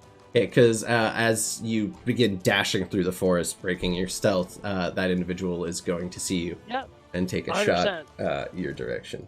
I would allow nothing else. That's fair. So, it's a 10. Oh, damn. I that I was feel a like 2. I'm better than 10. was a 2 plus 8. That's real sad. Yeah. So yeah, as you even- you just take off running, and you just hear as something just hits a tree behind you, and you just power right on past it. And make as your way. as I'm running by, I say, "Do more biceps." Oh, I love it. Oh, that's great. Okay, so you spend, Stanislav chuckles as his soul is departing from his body. this is like, yeah, you swear you feel it, just like the gym bro partnership you guys have. This is the swole boy. It shines through for a moment. So dash action, that's going to be your turn, right? Okay, next up we have this individual with the red cloak marked with a little purple dot is going to look around, and seeing no one other than the giant minotaur now acting as a threat is going to move 20 feet towards you to try and intercept you as you go. And he's just going to make a... Ooh. Advantage is a thing, right? Only if you're like standing opposing someone. that's You what I get meant. flanking advantage, not extra damage. That's just what I wanted to make sure of. Yeah, he is going to simply... Where is his weapon? There you go. Warhammer. He's going to pull out his Warhammer and just run and try to bash you in the side of the head with it. And 15? I don't believe that hits you either. It might. I don't have your AC in front of me at the moment. Are you muted? I think you're muted. You're definitely muted. Muted. There you go. Yeah, Hellscore, what's up, brother? What? That was for you, Mantuka. He's hitting you. Oh, sorry, what's up? What's up? What's up? You made me? I love I you. know. So that Thanksgiving Love it. feast is just hitting. Don't- It's like, AC is 15. okay, so he hits. Yeah, so that Yeah, you see the fuck individual in the red cloak just stand up. It looks to be like a human, maybe a half elf. Can't tell with the helmet on. Just runs at you with a warhammer in one hand, Fresh hitting to meat. the back of your head. And that's one hand, so D8 plus 3. Oh, come on! So you feel, yeah, you feel like a mosquito bite you as you try to run past, just thump, and you're like, you just kind of turn. You're like, you've taken hits of that level before. Only one attack return, but can shield bash the bonus action. That's Fuck like it. when that guy tried to drop kick Arnold Schwarzenegger. Yeah, He said he didn't Yeah. feel anything. like it's like he hits you and you see his hand kind of shake. It's like when you hit a baseball bat at the wrong spot, you get that whole shock through the arm. Nice. As his bonus action, though, he's going to take his shield and just try to bash you one more time with it. These guys don't hit hard, but they're persistent. There you go. That hits. D4. There you go. Wow. Thank you. So he just like pulls the shield up, and after you took the hammer, you kind of turn to look, and just as you do, that's when the butt end of his shield kind of just makes contact with your jaw, and your teeth kind of just smack together. I'm gonna fuck you up on my turn.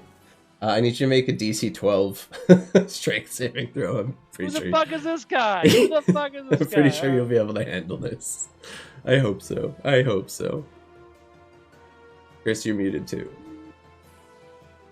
Oh, no, I know. No one needs to hear what I was saying. Oh, that's fair. That's fair. Hey, you're good. Okay, so as the shield hits you again, your jaw just like you hold still and you feel it kind of connect and reverberate through your head. And aren't you this guy?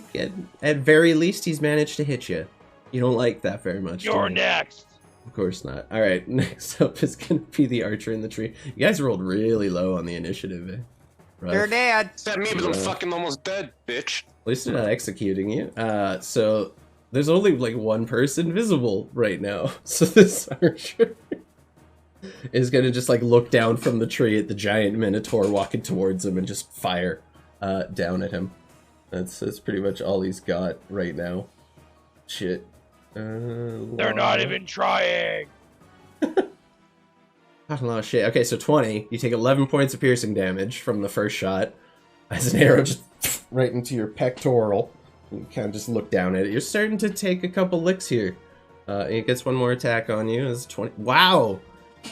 Fuck science. The rolls feel good. That's only 4 points of piercing damage. As you are bludgeoned with a hammer, a shield, and then have 2 arrows immediately popped into your torso at close Just got range. fucking godfathered. Yeah, I'm gonna it's rough. rage so hard when my turn comes. I kind of figured at this point. That will, however, there's not really any like safe trees to get to that he can jump to, and he's kind of. Hashtag get help turned out real bad. No. I'm sorry, guys. We had someone following you the whole time. It's and you okay, just- Stan's yeah, real bad at sorry. life. All right, next up, we got the commander who is just Wait, kind did of. you say we had somebody following us the whole time? Yeah, Stranger danger. Checks out. How did Yeah. we not see it? it's very, It was your very stealthy mom. character. We did such good rolls. You did. They did better. The pre-rage damage is always the worst. Next up, we have the commander, and I need some more music. This needs to be a little Smuxton. There we go. Hello. Perfect. That does it. That's Full absolutely it. disclosure, I will strap Stanilov's dead corpse to my body for more AC. That's yeah. Do you still have the body strapped to you? Or did you leave that behind? I left that behind for the hound to smell. for the hound to smell. Okay, good. That's good. You After no we longer... took off our hands. Yeah, with the rope still attached. Mhm. Hashtag weirdo. Yes, that's exactly what happened. He is going. That's what to... happened in my head canon. That's fair. He is going to use his movement to move his 30 feet, and then just stands at the front of the lake and kind of looks around. And he's going to use his action to take a perception check. Yoink. 19. I don't think anyone rolled above that in their stealth. If memory I think I did. serves. Yeah, I did 21. You did. Okay, so you're good. But Gregory, you kind of notice as this individual steps forward and just slowly locks eye contact with you. Be invisible. Oh, that's true. Invisible. The lonely stranger. He still only rolled a 17. Yeah, I guess, but I mean, That's yeah. what's the ruling on that? Hmm. So there's got to be something about invisibility, like, because it's a spell. I don't know. It's Wouldn't advantage the stealth to just be for sound?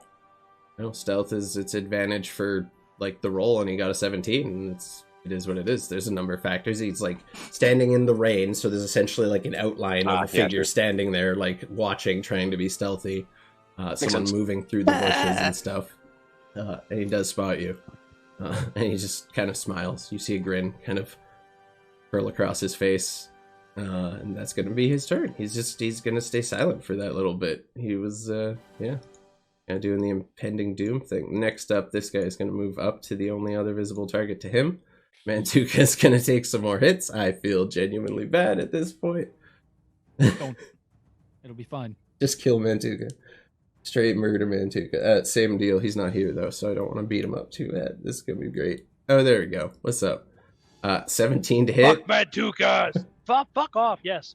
I'm sorry, dude. Stuck at your back. You take 6 points of bludgeoning damage, and he's also going to use the shield bash against you. Emotional? Oh my Tell god. me it's emotional. These guys are fucking heartless. I'm rolling like a fucking G today, dude. I'm gonna make orphans tonight if I don't die. That's Conjure dark. them. That's dark. Okay, so that's a natural 20 on the hit on the shield bash. He rolled a 3.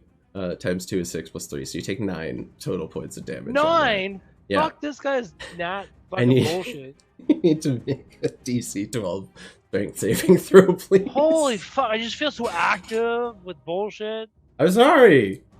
That's right, This is 14, like fuck the him. first really big fight you have. You just beat it. So the shield doesn't manage to push you It back. doesn't matter if I just beat it, I beat it. You beat okay? it. Yeah, fair enough. The two beefy boys have taken the biggest beatings I've ever seen at this point. I don't like. Fuck. Yeah, that's gonna be it. Let me rage! I'm not the one who rolled shitty initiative. I'm sorry. I tried to be better at a close distance! Oh god. The next up, you see the kind of bandit captain looking individual who's obviously not on par with these guys. Is like looking around at the combat that has been kind of engaging and like everyone just congregating on one target, and he can't really do much from over here. I don't think he has like a little dinky crossbow, so he's just gonna Fuck you, bandit cabinet! he's gonna pull out a crossbow and just kind of provide some ranged fire against you. Sorry, dude. Like, I'm genuinely sorry right now. Oh wait, he has don't no feel range your capabilities. sorrow. Yeah, he has no range capabilities, so fuck he's him. just gonna move. Gonna use his action to dash and head over to here. Hashtag make coffee. Yeah, there you go. The comeback's coming. Mr. Maker, you watch all this unfold around you. Mantuka taking the beatdown of a lifetime, Stanislav on his back with a single crossbow bolt protruding from his chest. What are you gonna do?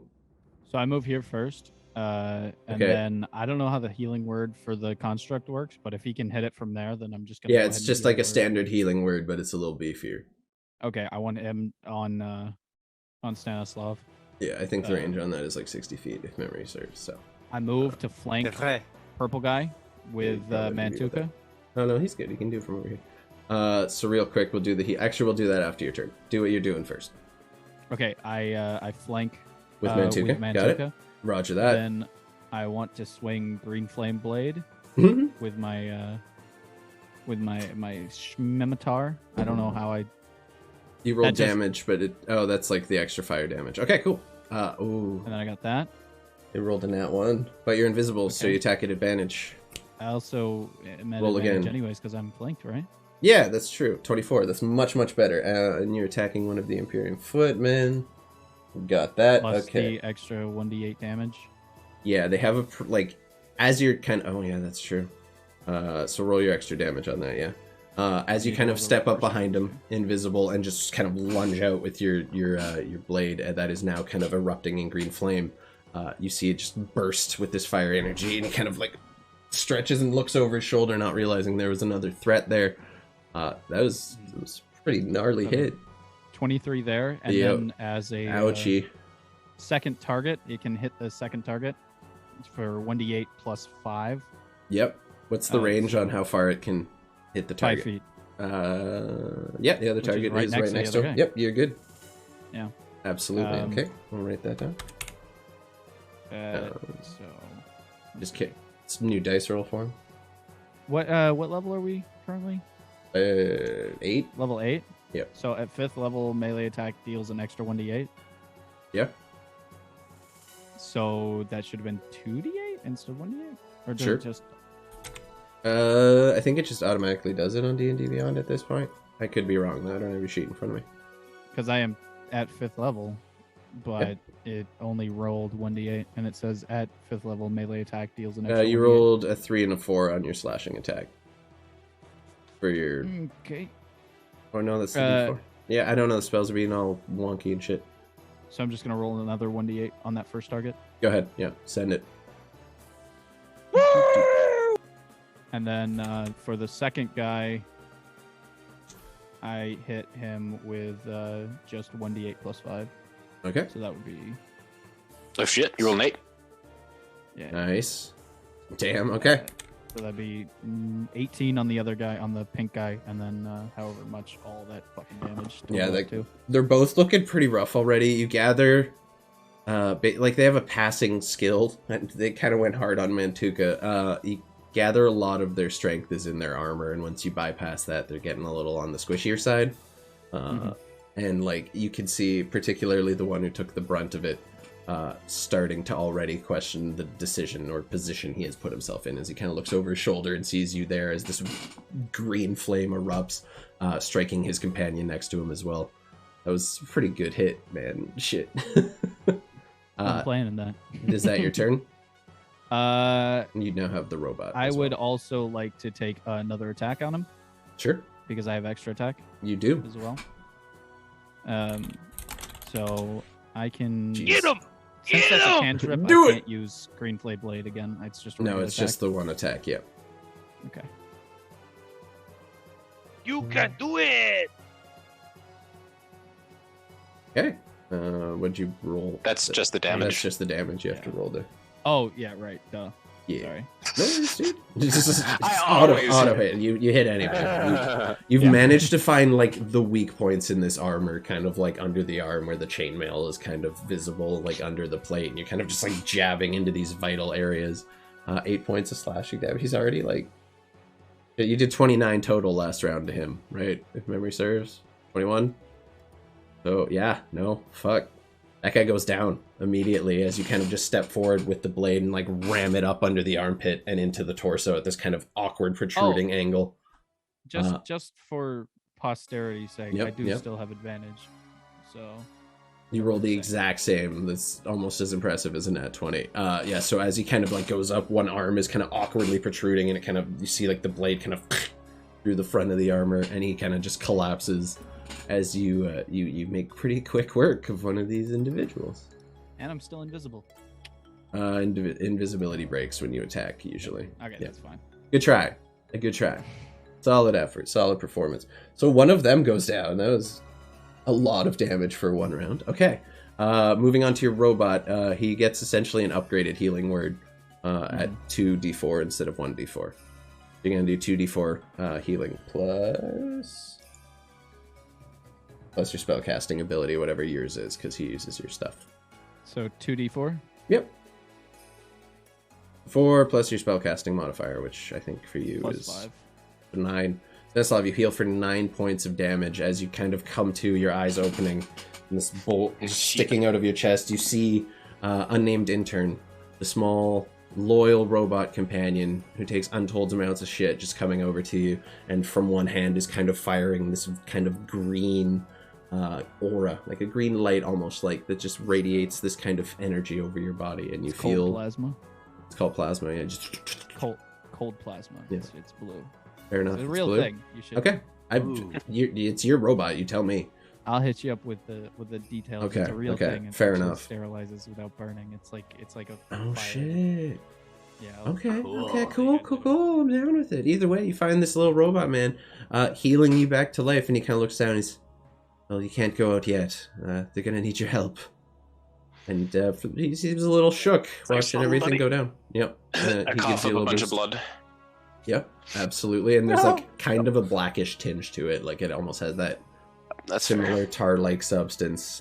You do not have like a poison condition, but like that poison hits, my dude. Like, for real. Shit, All right. shit slaps. So you're just laying there prone currently in the kind of damp underbrush. Works for me. Moving on to Gregory. Your presence now known I am behind a tree. Yeah, you are technically behind a tree. Good. The assassin just happens to have sharpshooter. No, that's fine. Yeah. So Gregory, you definitely know one individual knows your presence is known, and he hasn't like shout out or made it known to anyone else as it stands. What do you want to do? Stare. It was as Wait. he's staring at me. What? Yep. I'm so sorry. I totally fine. forgot. I wanted to move to flank the dude in front of Mantuka right at the end of my turn. Yeah, I think you have enough movement to do that. You were back here before, right? I was right here.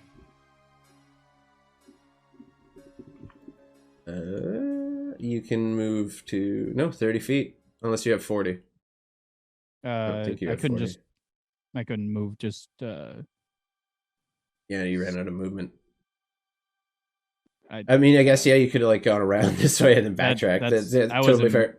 Totally yeah. good. Yep, absolutely. Totally fine. Yeah, no worries. Whoop. Cool. You're all good. All right, so that'll be it for you, Gregory. What are you doing? What do you got going on? Seeing the guy looking at me right in the eyes, I kind of take a step back, but then I look over at Stan. I don't really see him up yet, so I just. What heroes do. I go into the box, I pull out the little clamshell, chuck it over, and it starts singing the song to Stan. I'm going to cast Healing Word at level 4. Hup! Healing come word on on. Stanislav, level 4. Damn. 14, okay. 14 HP to you there, darling. And then I'm gonna just, that's when I puff on invisible, and I look the guy dead in the eyes, and I'm just doing this, like, as hard as I can scowl, as I go into my jacket with my other hand, pop out the bone mask, and slap it on my face, and turn into an ape. Nice. I love the ape. That's a good one. So you all watch as Gregory, as usual, slaps the mask on. His body begins to contort and change, and the hair just begins growing in thick mats. The muscles expand and bulge, essentially tearing through the skin suit that was once Gregory, revealing a large ape now standing in his place. Skin suit. Is that it for your turn? Or are you gonna move? I am gonna go ahead and utilize the monkey's climbing and climb up that tree I'm under. Oh, smart. All right, cool. And you just see me burst into a monkey and then immediately just like You move essentially to there because that's where the trunk would be, and you just scurry your way up the tree. You're kind of just hanging there from the thing, looking down at the still the looking at commander, him, just staring at him. who's Those carrying damn what dirty apes. appears to be a pretty nasty halberd, like pretty substantially large even for him. And getting a closer look at him now through this, like, there's fairly thin eye slits. This is definitely not a human individual. You now make out kind of feline-like features, but a dark kind of reddish skin color, almost a burgundy, and you very clearly, having wandered through the Ember Steppe enough, definitely recognize a hobgoblin when you see one. Nice. Yeah, these guys fight. They fight to kill. Yeah. He's just staring up at you menacingly. He kind of just has the halberd in one hand. The other hand appears to be free. And just kind of like held in the air, just waiting. That'll be you. Next up, now that you're a giant ape, so the archer over here is going to see the ape moving his way up the tree. And is going to fire an arrow at you. It's 20 to your ape. Yep. You take 7 points of piercing damage from the first arrow. And he's going to fire the second one. Jesus, man. Wow. You take another 8 points of piercing damage as 2 arrows in quick succession just right into like the 2 pecks on the ape, and it kind of jutting out at awkward angles. These people aren't fucking around, dude. I'm rolling hot tonight. This is good. This never Feels so happens. good not getting penetrated by arrow. You say that. Take it, baby, Ape Gregory. Okay, next up, coming in at the top of the round, we have the assassin, who is currently still hanging out over here. They're going to use their bonus action to try to stealth. Did that assassin see the big ape show up all of a sudden? Oh, mind Okay. blown. The 21, pretty much, I believe that beats all of your passive. Hey, Stuart, what's up, buddy? I think all of your passives are beat by that, so as far as you see, this individual just kind of vanishes from sight for the time being. and makes their way over here. And very quickly reappears as they step out from behind a tree and fire their crossbow at Mantuka, having lined up a cleaner shot. Bullshit! Magical ape shows up. Fuck that. Okay. Guys. Just Jesus. All right, this is 11. The assassin has rolled really bad since the first round. It had like one good attack, and it's been all shit Hashtag ever bad since. assassin. More training. Get ape. Yeah. Full And a took down 13. Stanislav. Yeah. 2 shots. It had a good round. 2 shots both miss. Mantuka is your Assassin. Yeah. crossbow expert. You gotta love it. Takes 2 shots at you. Actually, no, I don't think they have multi-attack, so never mind. Just 1. But it's at advantage anyway, and it still missed. As they just reappear behind the tree, their face still completely covered, and you see a bolt just thunk into a tree, probably a couple feet away from you. You've kind of had your fill of getting pierced with arrows at this point, so let's see how this goes. Stanislav, you are now up and about, finally standing and ready to contribute. What do you got going on? What do you want to do? You're muted. Well, shit. I feel like fucking ass. Let's change that. And I'm gonna dump all 40 of my lay on hands into my body. Into my body. Yeah, that's Yep. a good call. Can't go wrong with a little... As I'm getting myself up, obviously. I need to click 40 times because that's the only way you can fucking do this. Yep. Half your movement to stand for prone. And I am going to... How much is my movement? 40 feet. Okay. So now I have much more HP. Wait, hold on, I'll fix it in a sec. Yeah, and then I'm going to use...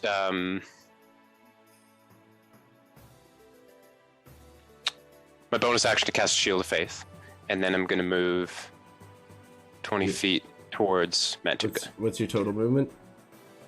40. Okay. Yep. All right. So you're good. That'll be your turn. Mantuka, it's your turn. Finally, you've been beat. Oh you've my been god! bludgeoned. Oh my god! In a time like now, people like to say, rage. Okay. Yeah, we're gonna rage, dude. Let's go. Bonus I love it. action, rage. Yeah, 100%. Currently, the interdimensional. There's someone directly in front of me, and I would like to impale them with my 2-handed axe in their chest or head cavity. You also have Okay. advantage. You have advantage because you're flanking with Mr. Maker as well. And I have Who has- advantage, so Held his own quite well in this combat, despite okay, the doubts you okay, expressed let's not- earlier. No, Just I'm gonna go saying. straight to his head. Yeah. One yeah. attack, he did good. Okay, let's 2. see the longevity. Two attacks. Really good. I'm Anyway. a guy. 24 definitely hits this individual, even with their shield. Okay, so I'm just gonna roll some damage. It's 9 plus 2 because I'm raging currently, Okay. so that's 11 on my first attack. He's just like, based on what did he take at the Hell's Corp round? It was 16, right? Like that. 1 second, I have it written down over here. Okay. With 11 points of damage, he's looking rough. Okay, cool. Well, You then have I will cleave- attack you- again. Yeah, you bring the halberd down and it like splits, like he's holding the shield up, but it goes right down, pushes through, and you see it dig into his arm. 23 to hit him. Oh my god. Yeah, he's this is it. This poor bastard, dude. Yeah, no. Fucking, 12. 14 slashing damage. I come down with that Mhm. 2-handed axe as Yeah. I lick it with lust coming through. Yeah, as you just focus on your anger and your power and your rage, you just step forward, slashing down once into the shield, cutting into his arm, opening just a massive wound, and then you go with it again, and this time cut right clean through the collarbone and into the torso. And he kind of just stands there now and just kind of falls off the end of your axe and collapses to the ground, soundly defeated. This thing to the right of me, this blue tree thing, is that a creature? That is a Yeah. dude in a tree about 15, 20 feet above you. So twitch, like up in the tree 20 feet above? Yeah. So I can like run underneath there and like next turn jump and slash at his legs potentially? Potentially. It'd be difficult, and you'd Okay. have a little bit of an AC bonus, but yeah, it's doable, for sure. Just pull the listen. tree up. I'm This is just true, we gonna have chill. established I'm- Mantuka's ability for pulling up trees. I'm Let's just go. gonna move there, and that's gonna be my awesome turn. I'm gonna like kind of shout out in glee. Mhm.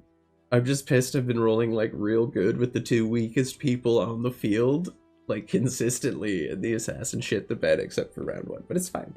It's fine. That's your turn, yes?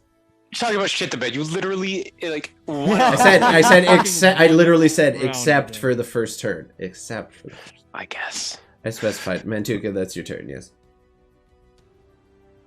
Ooh, all right, we're now this blue guy looking down and seeing Mantuka essentially like walk up to the base of his tree and stare up at him angrily with this grin of pure rage and enjoyment on his face, is just going to like aim down with an arrow and fire it right at you. 1 second, I need to pull up their sheet. Where did Your pain makes me better.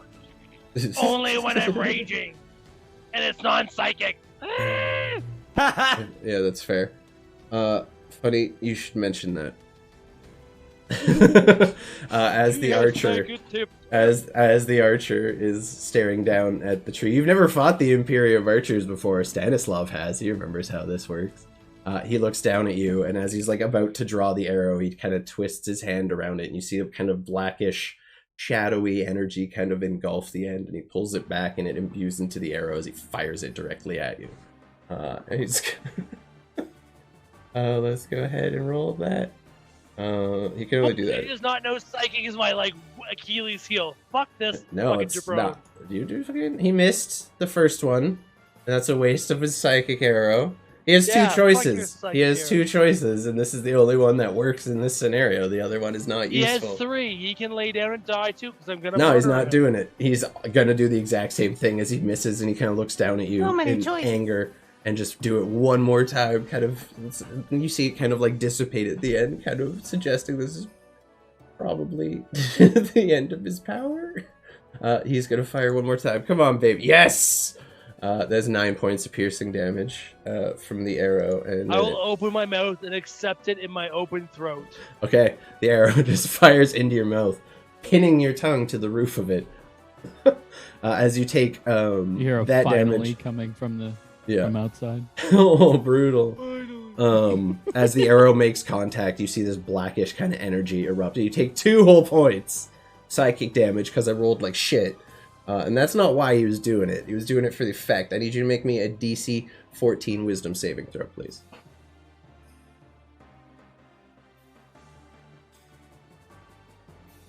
Hey, let's go. Okay, so as this energy kind of bursts around your face, you feel it kind of congregate around your eyes and begin trying to like force its way into your eye sockets and blind you. And you manage to just shake it off your face, kind of whack it away. And the effect seems to dissipate, having not taken effect. Yeah, Troy, I told you guys, like, we're not fucking around anymore. I told you that at the end of the last session. I'm fighting to win now. Anyway, that's gonna be his turn. He has the 2 arrows, and like, he doesn't really have anywhere to go. He's not in the good tree. Anywho, next up is going to be the commander, who now seeing the giant ape, realizing it is not that could have gone real bad. Yeah, you're not wrong. Is there any tree that's good tree? There's lots of good No. trees, many From good trees. Mantuka, the tree lifter. Patent pending. All trees are unholy. The individual with the purple cloak and the fanciest of the armor is going to look up at you, Gregory, and smile as he kind of just takes his one free hand and begins forming some kind of components with it and begins casting. And as he does, he is going to cast Shatter on you, which is I need a Gregory's DC getting 14. I need a DC 14 con save from the ape, please. That's 1 spell slot. Ooh, rough. That's rough. Misty Step. That's not it. Shatter. So, Ow. yeah, you take 3d8 thunder damage. Oh 8. dear. You take. Come on! Take 8 points of damage. Okay, that still kills the ape. Oh, okay. no. Oh, okay. Yeah. Free That's, HP. yeah, that's it. So essentially, yeah, no, like as it takes, you just hear this eruption of sound and power Ow. that blends in strangely well with the storm that is currently raging around the lot of you during this encounter. And you just feel this like racking pain rip through your entire body. and you took a pretty sizable. You took like shitty damage from that, but that was a pretty strong spell, and you weren't really expecting that from someone who's kind of more armor clad. You haven't clashed with the Imperium so much, but you would know that most of their military possess, at very least, rudimentary skill with magic. That tends to get a little stronger as you get higher up in the ranks. I should have mentioned something about that. La, la, la, la. There's a lot of ways that this could have been prepared for differently, but like you guys did the thing, and I love it. And you're alive, and I'm kind of happy. I would have felt really bad if I one-tapped Yeah, you say that now. Yeah. Get out! That is going to be, you know what? Fuck it. He's got 30 feet. He's gonna go into this tent, and he's just gonna like kind of tuck himself in there, and like block himself from all. He's going to views. bed. Yeah, he's good night. He just kind of goes into the cover of the tent to prepare whatever it is he has coming up next. Stanislav just is like pussy under his breath. Oh, rough, dude. Rough. You called him a pussy. That's not nice. Okay, so this guy, seeing now the golden tiefling standing, the bandit captain, who's now you see up close, is like darker skin, some really nice piercings around the face, and like a large amount of jewelry in the hair. He's definitely like showing off his station a little bit while maintaining that very grungy aesthetic. He is. I cast MRI.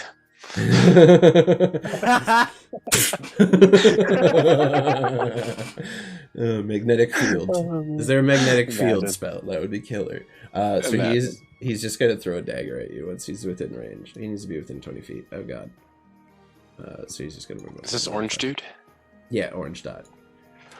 It's kind of hard to see the minis unless you zoom in really far, and I try to keep it zoomed out for the stream. But you can zoom right in on the characters if you want to.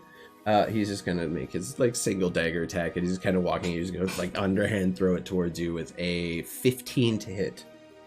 Just bonk it with the shield.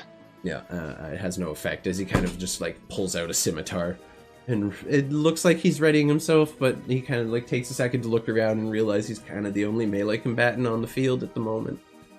I just grin and give him some murder eyes. He's just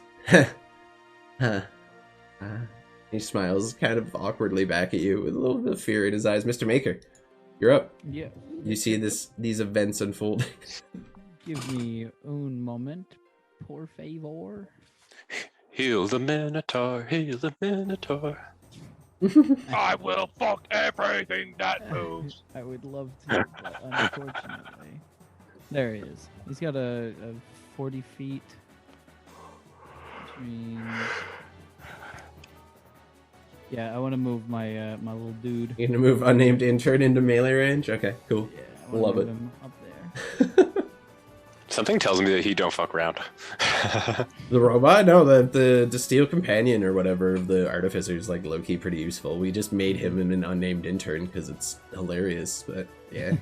And I... Let me make sure I can. I think I can. Yeah. I can't flank with him, though. No, Sad. unfortunate, but But I'm going to move right there. fair enough. That's flanking. It's like a thing with the companion, though. He can provide the help action and give you advantage on the strike if you want, but he won't get his attack, technically. Sure. Yeah. No, it's fine. And I'll look I into that a little will- more, but for now, that's how we're doing it. I will swing Green Flame Blade at him again. Can't go wrong with Green Flame Blade. Right. Yeah, it's a solid Go ahead. attack. Roll your attack. He's definitely less... Oh. Shit. Attaboy! He's definitely less armored than the other ones, but... Oh, shit. La la la la la. I will go ahead and roll. I mean, 29 hits Vecna. Just saying.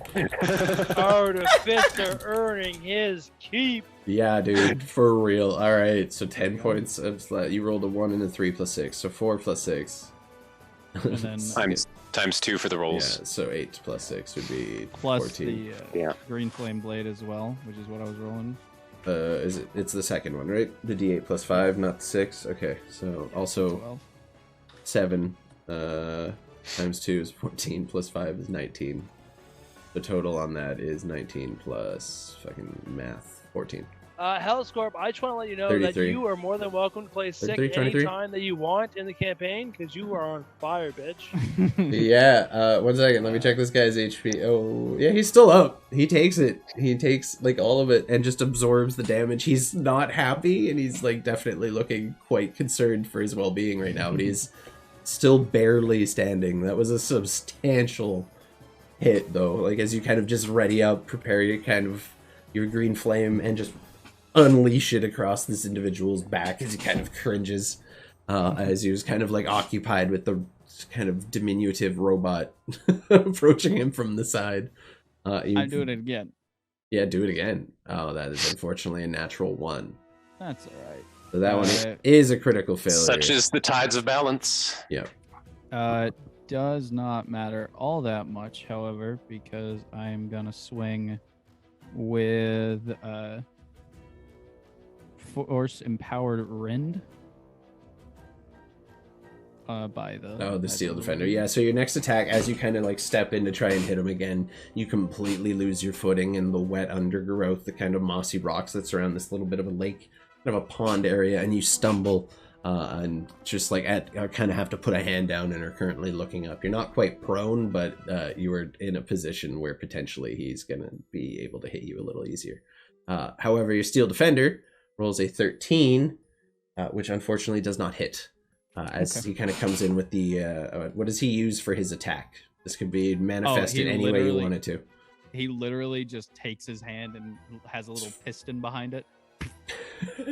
He flat palms. That's his force of power. You should have had a V8 peoples in the forehead. That's exactly it. I love it. What he does. Yes, you all see this arm. It's like he kind of holds it out. You're like, what the fuck is he doing? And then it just extends at a very quick pace, slowly retracts. He's a sock and bottom robot. Yeah, he's literally a sock and bottom robot. This is amazing. That's how I envision him in my head. And he just takes the hit unexpectedly, like he just wasn't expecting to get like fucking flat palmed, and he kind of just like stutters and like blocks it out of the way, but like is completely dumbfounded by that attack. It did not hit, however, but like it came close enough that he was... when he comes unconscious, I'm going to be upset.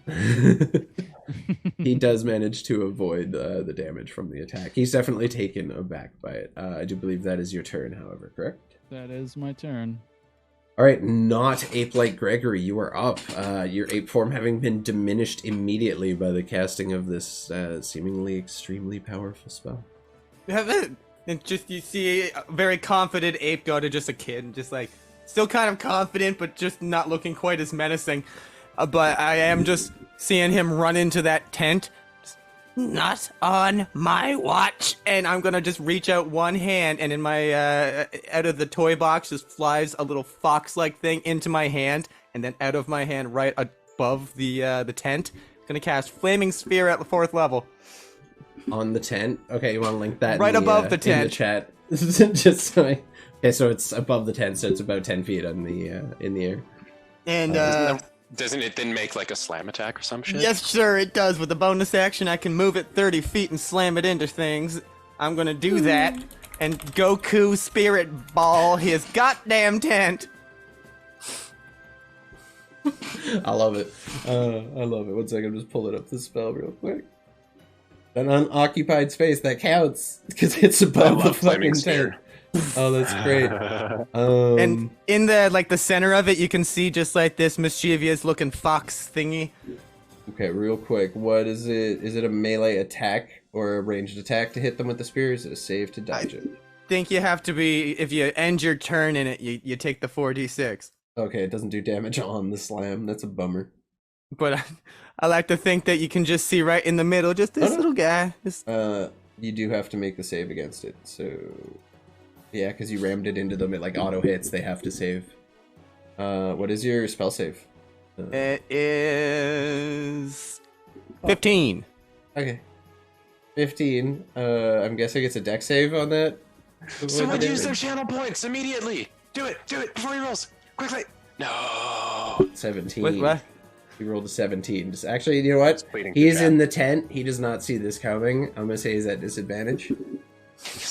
because he's legitimately like in the tent, kind of looking out towards this way and like seeing what's going on over there. So he's kind of like looking out and then immediately sees like this bright orange glow begin emanating from above his tent, and as he looks up, there's just like a poof that slams down on him.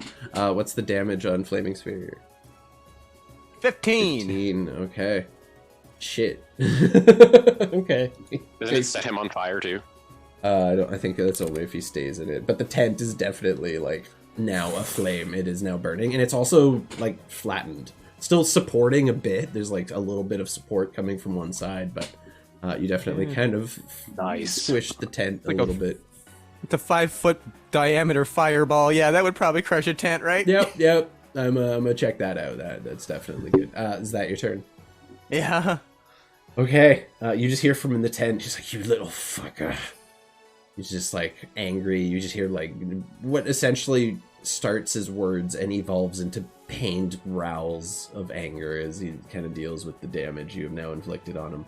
However, we do have the other archer up, who now seeing you not only turn into an ape, but straight up casting wizard spells at everyone is going to go ahead and take a shot at you. And in a little bit of a familiar fashion, you see him kind of twist his hand around the arrow, and a black glow begins to emanate from it, and he's going to fire at you with the longbow. There's a 27 to hit. Nice. So good. 27 to hit. You take 5 points of piercing damage from the longbow. And I need you to make a DC 14 wisdom saving throw, please. Oh, you also take some extra psychic damage on that. 8. You take 13 total points of piercing damage, or damage, including psychic. 25. Damn it! Man! I'm wise. I'm a same wise thing. young boy. So as the arrow hits and the energy begins to like grow, you just almost as strongly as this man too could do, just shake off that energy. Y'all are ruining my fun now. That was mean. Your fun was had when you one-shot fucking Stanislav. You killed our golden boy. Yeah, I'm pissed. Yeah. You're fucking Yeah. dead. So he's gonna just fire another arrow at you, just a normal one. There's a 12 to hit. I don't believe that hits you, unfortunately. Oh, sir. Bummer. And then he's gonna action search. And as he does, he's gonna once again just focus all of his energy into this spell and try and imbue as much into this as he possibly can. And he's gonna fire the same arrow at you once more. Come on. Fuck! Damn it, dude! And this time the arrow just yeets past you and flies off into the unknown. Ever heard of AIM Lab, idiot? I'm sad.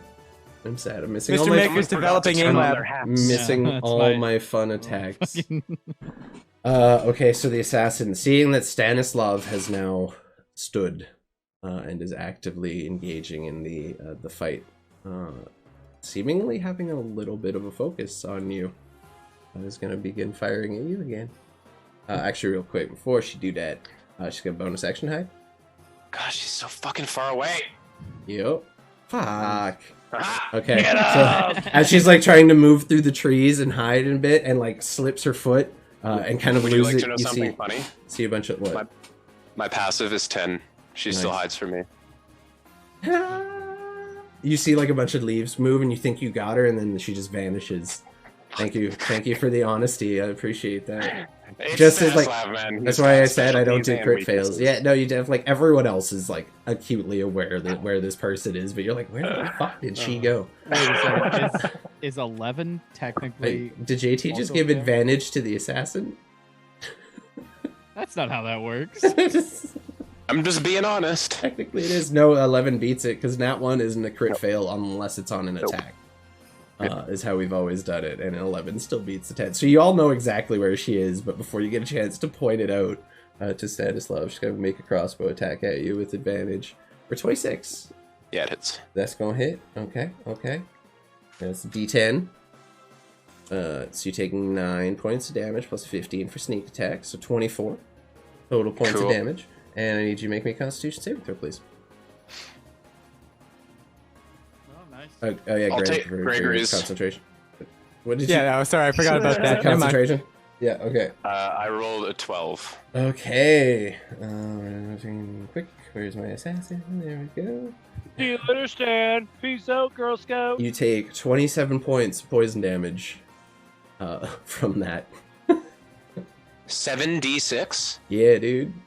You take 27 points of damage from the poison as it once again just plus erupts into your system. Plus the plus 24. Yeah, plus 24. Hey Sam, why don't you just have a nap? So Let the rest of 51. us fight You take so 51 points of can damage. die. Okay. 51? Yeah. Yep. I'll see if 51. I can. I'll see if I can beat a 25 to save Shield of Faith. Yep. You Nope. do not. Unfortunately, as this shot just unleashes and hits you, and you feel the poison once again just erupt through your entire system, you feel it, and you kind of have to take a knee, almost like stand yourself back up. But as you do that, your concentration on your spell just begins to fade.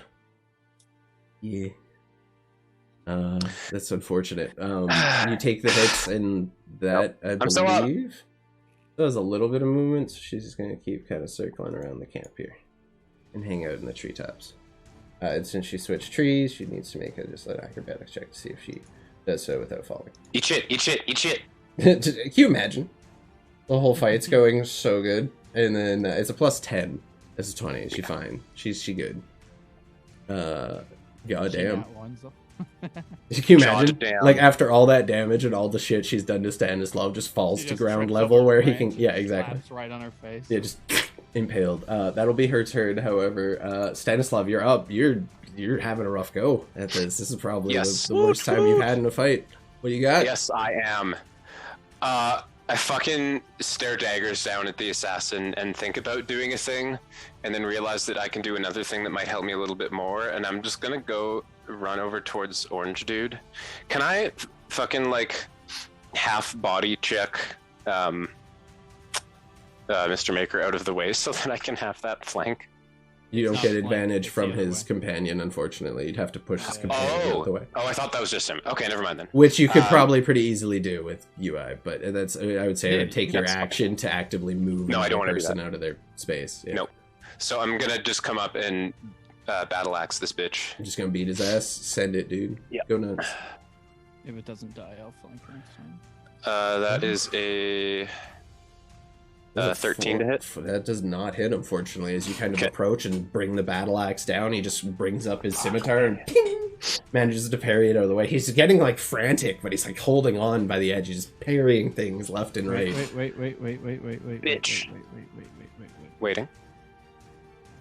Never mind. Second attack. Yes, 19. 19 does hit. You need to beat a 15. Okay. For sake of Good. brevity. I'm going to dump a first level smite into this. Mhm. So I'll roll the damage. Where is... So it's 1d8 plus 6 plus another d8.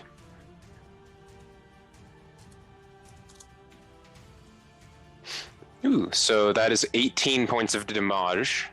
Okay. And then I'm going to use my bonus action to use my Channel Divinity. But I'm going to use Yeah, channel some the divinity. Inspiring Smite. Okay. So I can roll 2d8 plus 8 for temporary hit Based on what points. you take before, this is gonna be close. This is gonna be real close. What's the total? Oh, he takes 18 points of damage. Okay, still good. He's definitely still No, my Channel Divinity is to give me temporary HP That's when I hit with probably- a Divine Smite. probably a good idea, considering the assassin seems to have it up for you. So that's 7 yeah. plus what? 8. So I heal 15. Well, I have 15 temp HP. Okay. That is your turn. Yes. Is that? Yeah. Mantuka, you're up.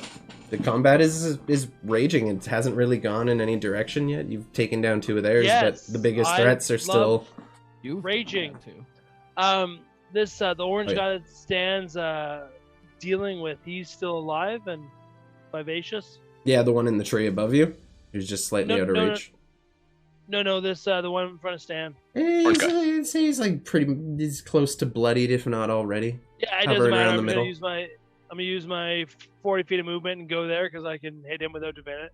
You're now standing in the same Standing spot over as me. Stanislav. You can't do that. Sorry, my bad. Get off my face. You have to get a little Uh, close. And I'm gonna make a great axe attack at him. Go ahead. Yeah, absolutely. I'm rooting for this guy. Let's go. I'm rooting for him as well to die. 15 to hit. That just hits, you fucker. Well, I'm just gonna inflict this 7 points of Ooh. slashing damage for the first attack. As you kind of bring the axe down, he gets the scimitar up, and it just kind of like goes down. It cuts him, but not very deep. You don't get through the collarbone or anything. But Fair enough. he takes so the hit. he's still standing. Yeah, he's definitely bloodied now, though. Alright, You've I'm making pushed an him onto the attack at cusp. him. Yeah, go ahead. 24. That 100% hits. As you kind of Oh just my like God, my grab damage the is axe and just horrendous. push, and you're just pushing For it another down. 7. Yeah, he's still up. bludgeoning. He's still up. This guy's a tank, God dude. I love this damn. dude. He's taking the No, hits. I'm just He's like, rolling shit. he's like just gritting his teeth. You see one of his teeth has like this, like it's just been replaced with gold. It has like a little diamond in it. Sparkles. He's a little extra. The more you look at this guy, he's got some fucking pizzazz on him. That's your turn? me, I guess. Okay. Next up, we are going to go to the archer who. I can only do that 2 times a day. It's sad. Big sad. He's just gonna take 3 arrows. He has 3 arrows to work with, and seeing that the bandit is surrounded. So far, Mr. Maker has taken out the most people, but Mantuka's been a pretty big threat. Yeah, he's gonna aim for Mr. Maker for 2 of the arrows. Suck it, Mr. Baker! He rolls a nat 1. So unfortunately, as he pulls the bow back, it just slips off the string and like kind of dashes over to the other side. He didn't break his bow, but he's definitely like done a number on the string at this point. Maybe he didn't keep it safe in the rain as it's kind of losing its tautness. So the next couple shots at least are going to be at hotness, not hotness. No, I know. So his next attack's going to be at disadvantage, but he is going to take another one. And I don't believe that hits you, Mr. Maker, with a... Does not. I don't know why I Neither of clicked. them It do. clicked twice. No, just ignore that. The first one was the 13. Once again, he's just... Oh, yeah, because it was disadvantage. Got it. So once again, he misses. Okay, he's going to use his movement to climb down the tree. I'll make him a quick little acrobatics check. See how he does.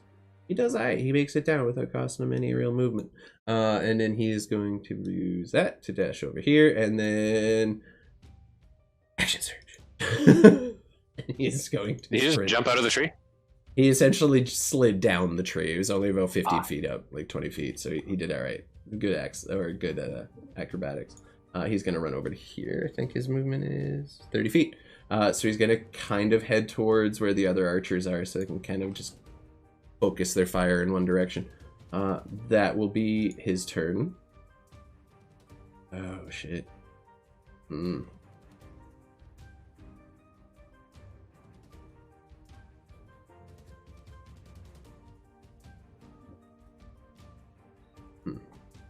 have to think. Come on, hit me.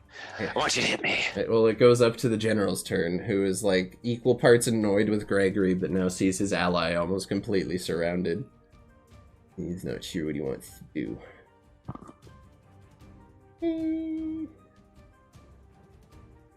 Yeah.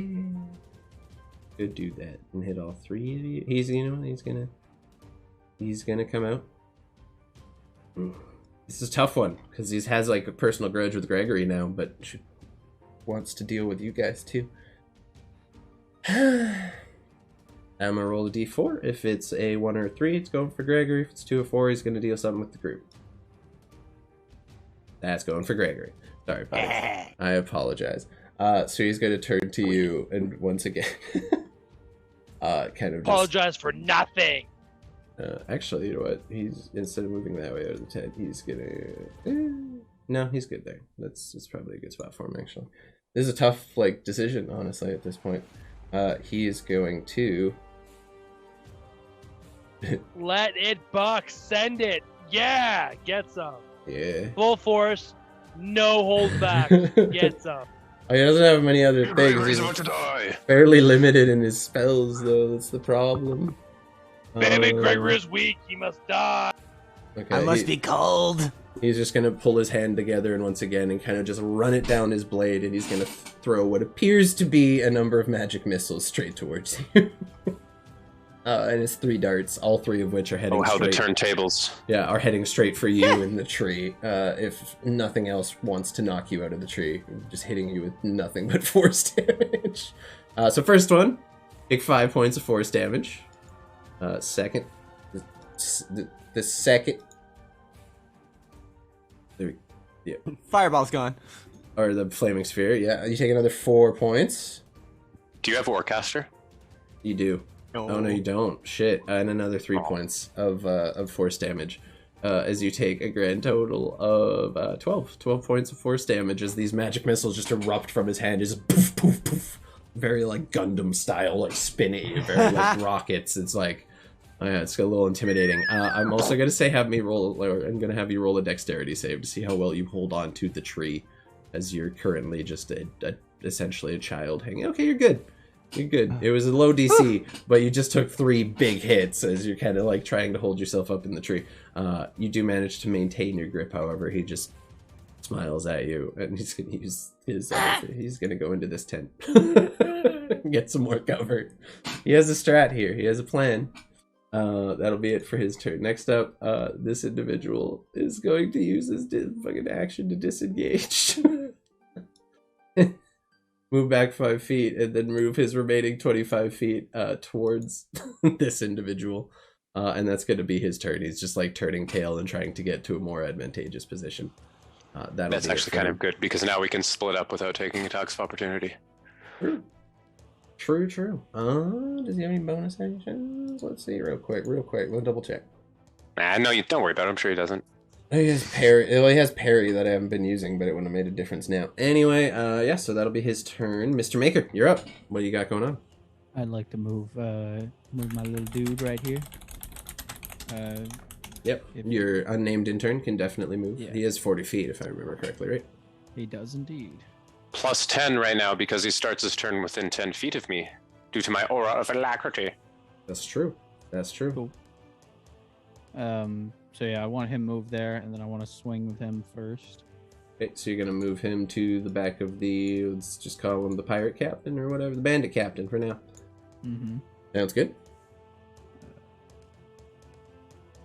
That definitely hits, the 100% hits, as he kind of like, this guy's running away, trying to create some distance, as this thing just runs out with a flat palm and has it extend to just bonk him in the back of the head.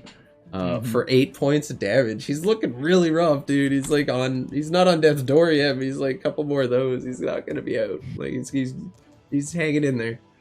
Okay, What else do you want to do? I will swing with catapult at him. Pull out my little box that's next to my little grapple. Just pew! Pew! As it fires this very small, meticulously crafted pebble that you have carved to be almost like musket ball sized. He has to make a dexterity saving throw, I believe it is, of 16. Oh shit! Come on, baby. Nice. Damn. Does he take half damage on a save? Let's find out. Or no? On a failed save, the object strikes the target and stops moving. When the object strikes something, the object... Oh, it just... Wait, okay. Choose one object weighing It would have 1 to 5 damaged pounds. if you made this, like, if it hit him, yeah. The object in a straight line up to 90 feet, stopping early if it impacts on a solid surface. If the object would strike a creature, that creature must make a dexterity saving throw. On a failed save, the object strikes the target It and just stops stops. moving. Okay, yeah, so it, like, as you fire it... When and you, the like, object strikes something, line the up your object shot and and when just- it strikes takes. So it still takes damage. No, it's none if he succeeds the save. It just hits him and stops dead. Otherwise, there wouldn't be a save. Well, it says the save was to stop it from going all the way through. Because it says when the object strikes the target and stops moving, and when the object strikes something, the object and when it strikes takes 3d8 damage. That's weird. I've always What is ruled the it that- purpose of the save? Yeah. There it is. Just to stop it from going through him, because it goes in a straight line Oh. for 90 feet unless it stops by... Oh, on a failed save, the object strikes, so he succeeds, so it does not hit him, is what the save does. Gotcha. Got it. I see. Got it. Roger that. Yeah. So essentially, he sees you raise your arm, fires this little tiny bolt through the thing, and he just like steps to the side, and you watch it fly past. I'm gonna draw a line right now. We're gonna see, because if it going 90 feet, it could hit the dude in the tent if it lines up. It does not quite line up, but it's close. It's real close, dude. Damn. You're good though. As the bolt just, you see it like rip through the tent and just disappear out the other side. Good try, and good keeping me on it. Now we know what the save's for. Yeah. Just had to check. Hell yeah. Gregory. Oh no, sorry. Continue. I still have movement. Mhm. I'd like to move.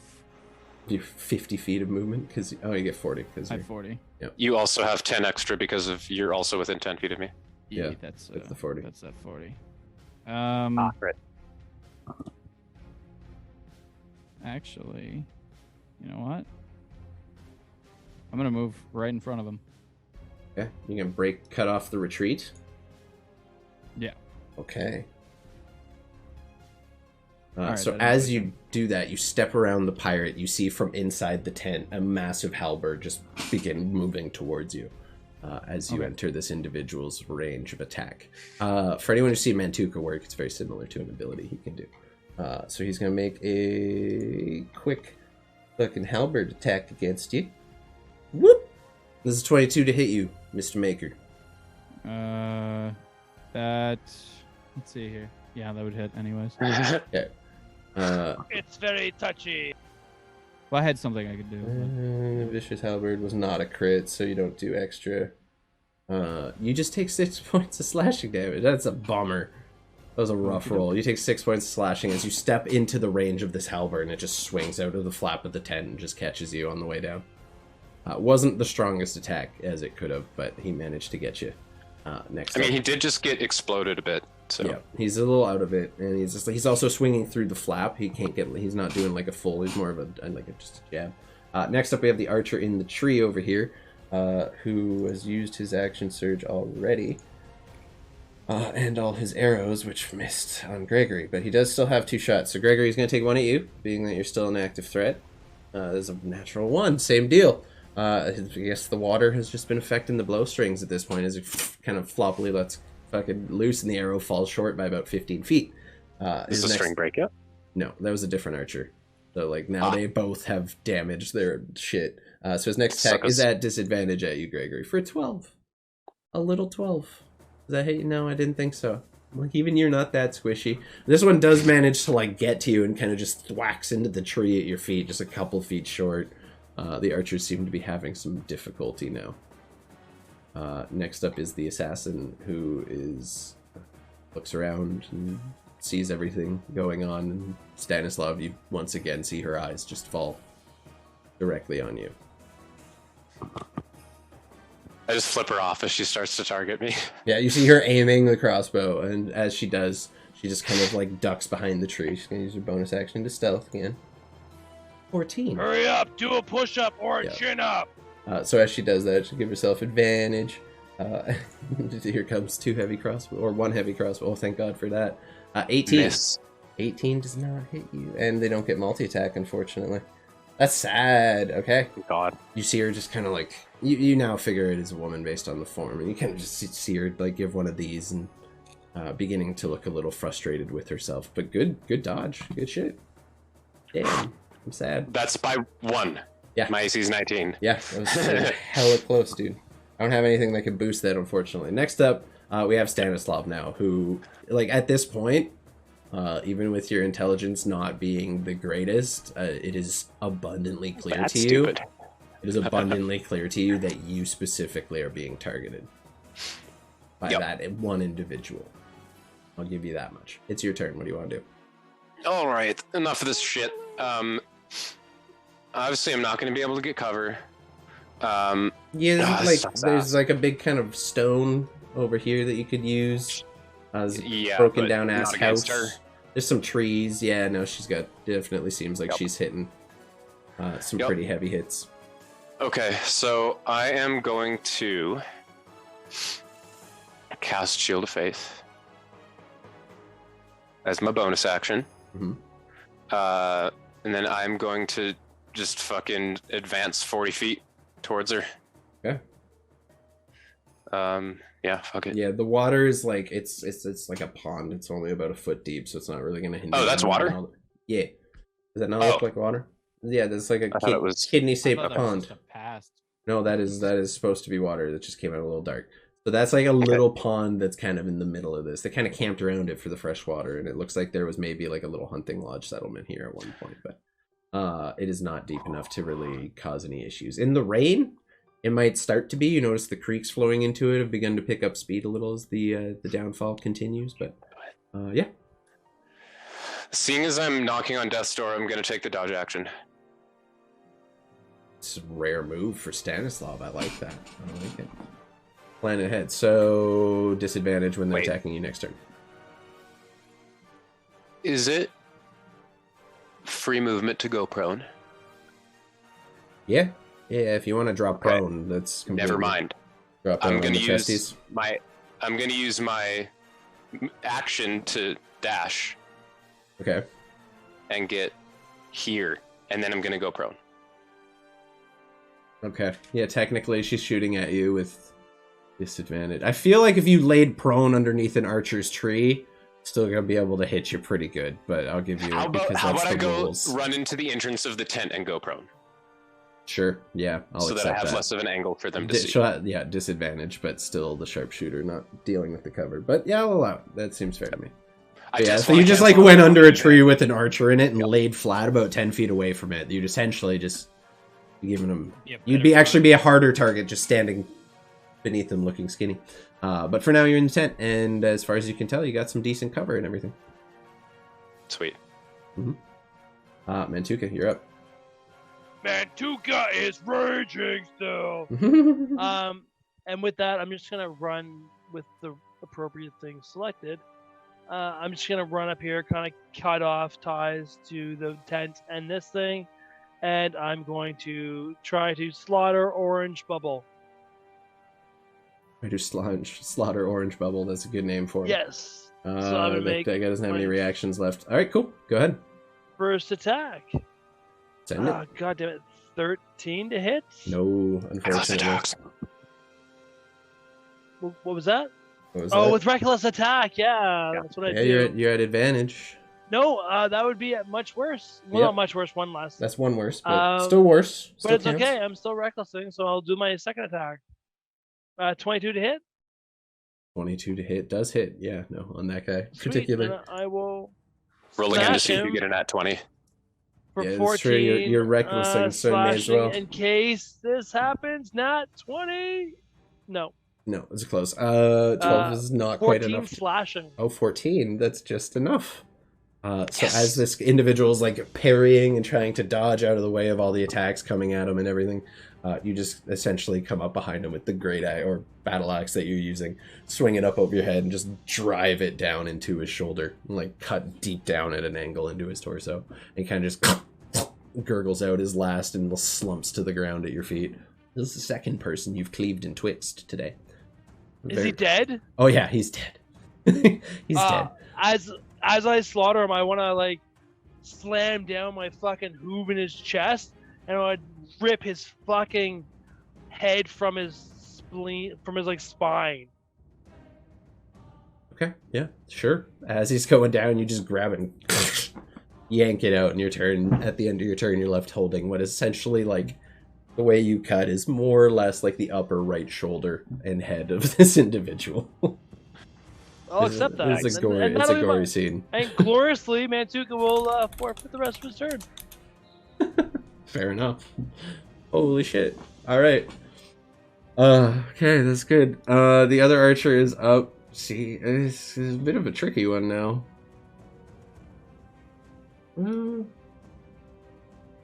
They've got their own goals. He's going to, from the tree he's in, fire a shot at Mr. Maker.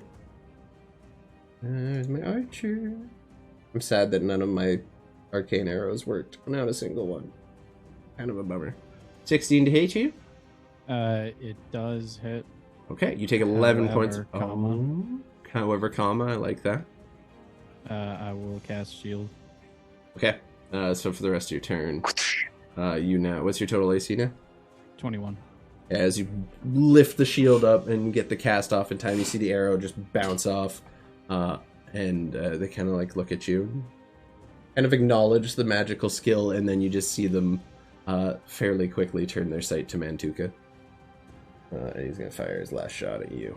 There's a 14 to hit, Mantuka. That doesn't hit, I don't think. Big Sag. I'm a bummer. Yep. As the arrow just flies past you at this point. You haven't got hit with an arrow since the beginning of the fight, but that was like a pretty nasty time all around. Okay. So, this guy, seeing you all, as it is now the seemingly the leader's turn, is going to... He can see you all from there. And yeah, no, shit. I can still do this. This is good. I saved my spell for a reason. We got some rules debate in the convo. I love it. I love seeing the side conversation. Keep it up. Okay. He is going to once again kind of just look out the flap of this tent, seeing you all do your thing there, and noticing now that his compatriot has gone down. He's just going to raise his hand once more, in a very similar fashion to what you saw him do either.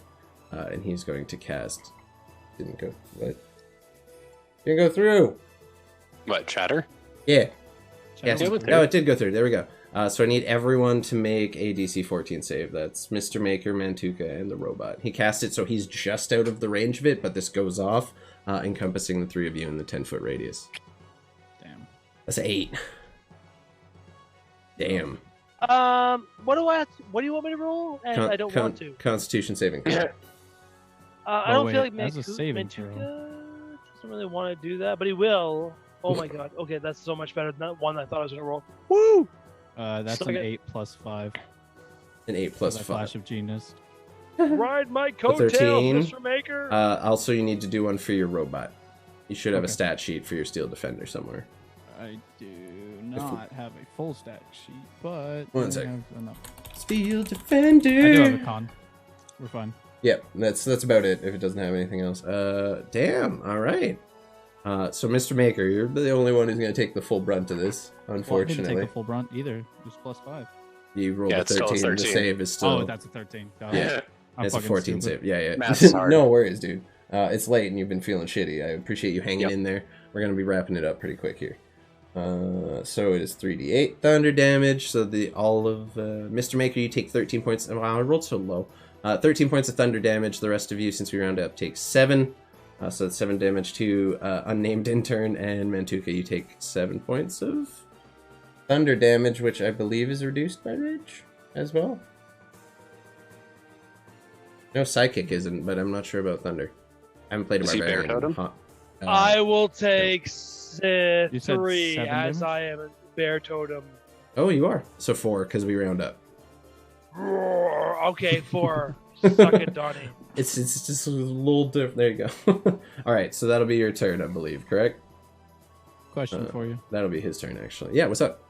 How many times can the robot do healing word? Because you Two. never gave it to me. 2 per day. Okay. Yeah, so he has 1 more use of it, and he's kind of just meant to be the off healer, and like was built to mostly heal you. But you've been like sacrificing. So that'll be him. He used shatter. He still has some movement. Yeah. He's gonna risk now. Now he's stuck in a tent.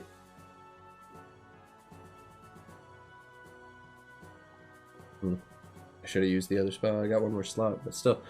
He is just going to kind of stand there and just wait. At this point, he can't really move out of the tent without getting hit by someone. So he's just going to stand there defensively. He can't really do anything else beyond that. And kind of look around and see where his allies are for help. Mr. Maker, you're up.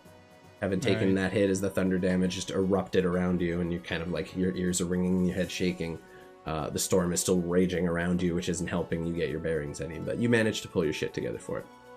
I'm going to cast healing word on myself first. With your robot or using your own? Okay. With my robot. I So don't it's 2d4 plus 5 for your modifier. know. So 2d. Because we homebrewed them. Yep. You would. You so would. Let's go. Hit stuff. Hey! That's Nice. 8 plus 5 is fucking 13, so you heal for 13 points from that. As you kind of like, you see unnamed intern gated just for- raise his hand again, and this little cannon forms, and he hits you with the cold plasma. There you Back go. to exactly where I was. Yeah, you There need you to go. do the whole shadow. Good shit. That's Um, what way to and do it. Damn, I'm now- sad. I will swing in with it. Okay, you're gonna go in with your just your two. Your do you have the double blade out at this point, or are you I still do. just okay? So we're swinging the I've had double it blade. this whole time. Oh, word. And we're swinging with green flame blade. Get the most out of that spell. Never stop. I love that spell. man. 13 does not hit, unfortunately.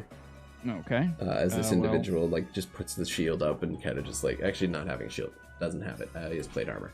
Doesn't manage to find its way through the chest piece. That's It fine. just I'll take a second. stands there and takes it. Yeah, go ahead. Natural 1. Wow. Again, Stinky. this time as you step forward, he kind of takes the halberd away and like glances your blade off to the side, so you kind of lose your footing. And next round, he's going to have one attack of with advantage against you because you are now in a bit of a precarious situation with that nat one. That's fine. Fuck. Understandable. Yep.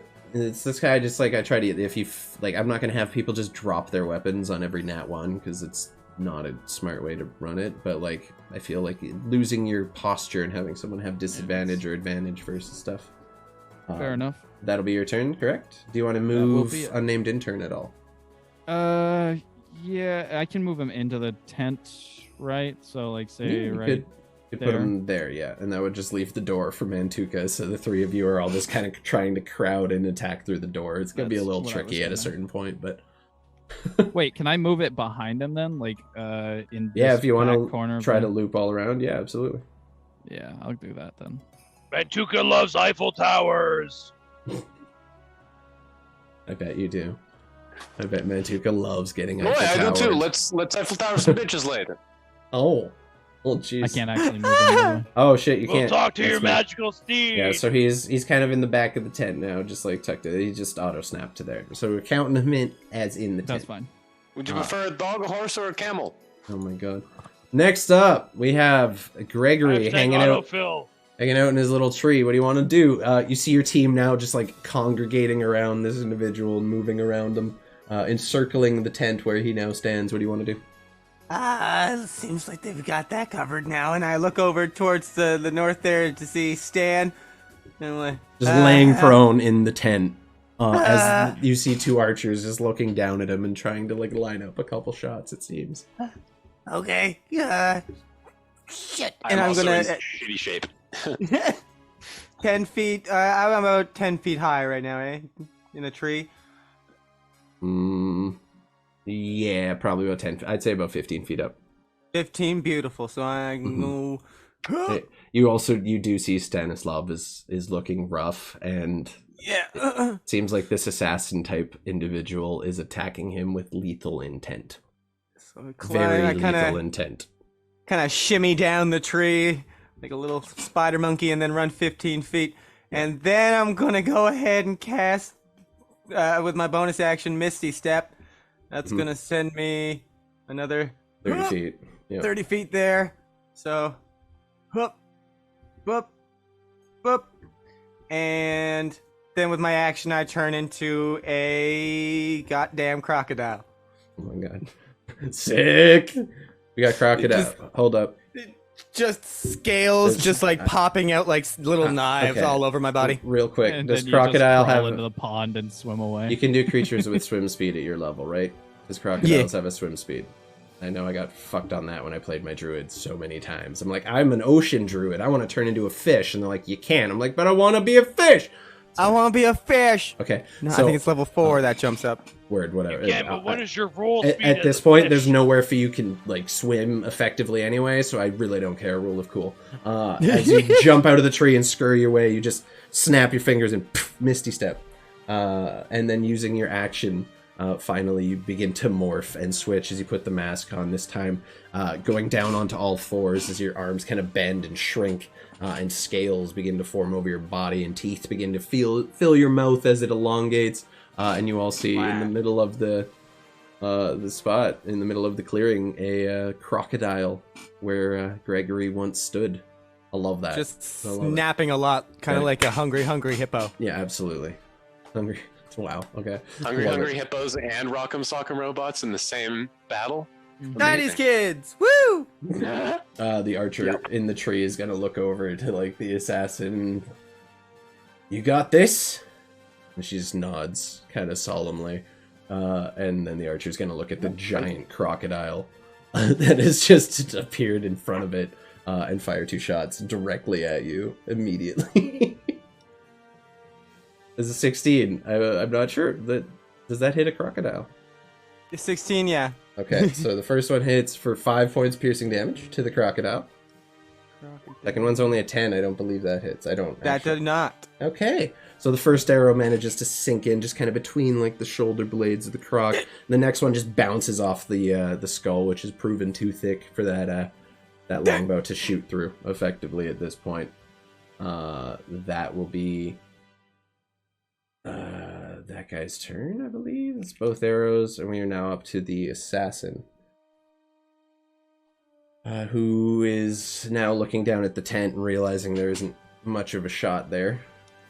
Is going to use its bonus action. Probably climb down the tree 15 feet up, using half its movement. And then bonus action is going to dash to use the rest of the distance and close in with you, Stanislav. Hashtag lame ass. Finally. Yeah. And you watch as she just uses the last of her movement there, the last 15 feet, to pull a dagger out of her back and just immediately come down at you with it for one single attack at advantage because you're prone. Yep. It was a risk I knew I had to take. Yeah. It's actually a short sword. That's my bad. At advantage. Oh, come on. 22. Fuck. Yep. So the 22 manages to hit, and No sneak attack bullshit this time, though. it was at advantage, so sneak attack. Ah, fuck me. Yeah. So you take 23 points of piercing damage. You still up? 'Cause it's Yep. you're gonna have to make a con save as well.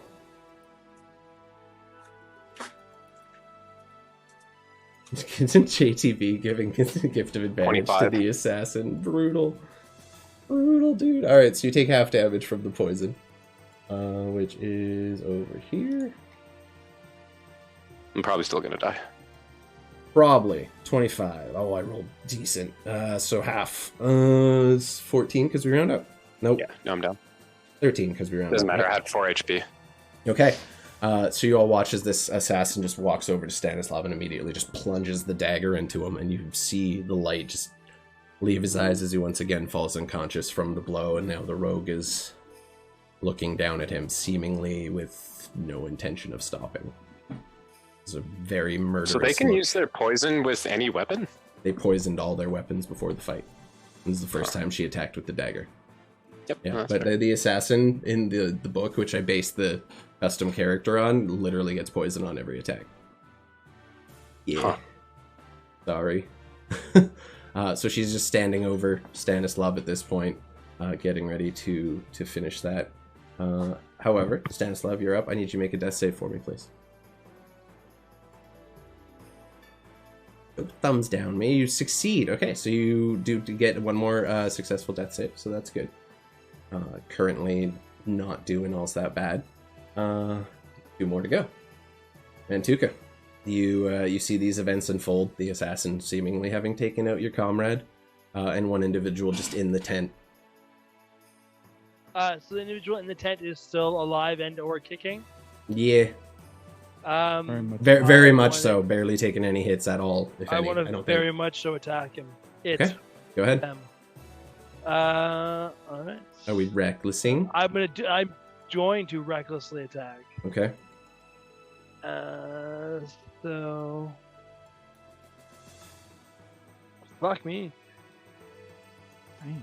Yeah, unfortunately you miss as you step forward. He doesn't have the highest AC because he doesn't have a shield. Well, don't but- worry, I've got yeah. 2 attacks. Yep, the So I'm gonna attacks try to just bounce attack him off the again. armor Not as he's 20. like, Not there you 20. go, nat 20.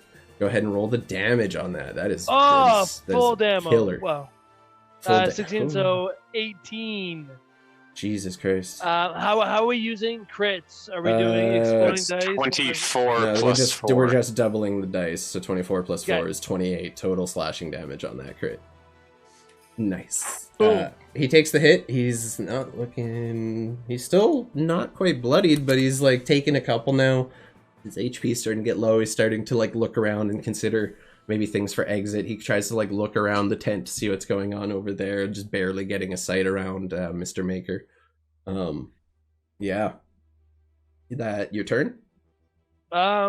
Pretty organically, that's my old slobberknocker turn. Okay, the archer is up. And is going to fire 2 shots at the crocodile as well. Because it's a fucking crocodile. And it's trying to attack the person they seemingly are interested in protecting. 14 to hit the crocodile. Yep. Okay. And a 15 to hit the crocodile. So both Yep. hit. You take 17 points of piercing damage. Awesome! I lose my crocodile form, and 5, 6, 7 take 3 damage. Okay. You just give the archer disadvantage. Thank you, JTB. A little late. The attacks are both rolled already. But I'll do it on the last one. Just for that. We'll see. Oh, was he trying to save me? Thank you. I don't know. It does not hit the second one, so you can add 10 points back to your HP, my guy. Let's go. 10 points back, so that would. Yeah, so the second shot didn't hit. You only took 7 points total that whole turn. Okay, so I'm still a crocodile with 3 HP. Nice. Okay, so the crocodile is still advancing. Did it for the roll, but delay. Fuck, that's fair. Yeah, there's a delay. So maybe we'll like hold like when we do the roll. You have until I finish describing the results. How about that?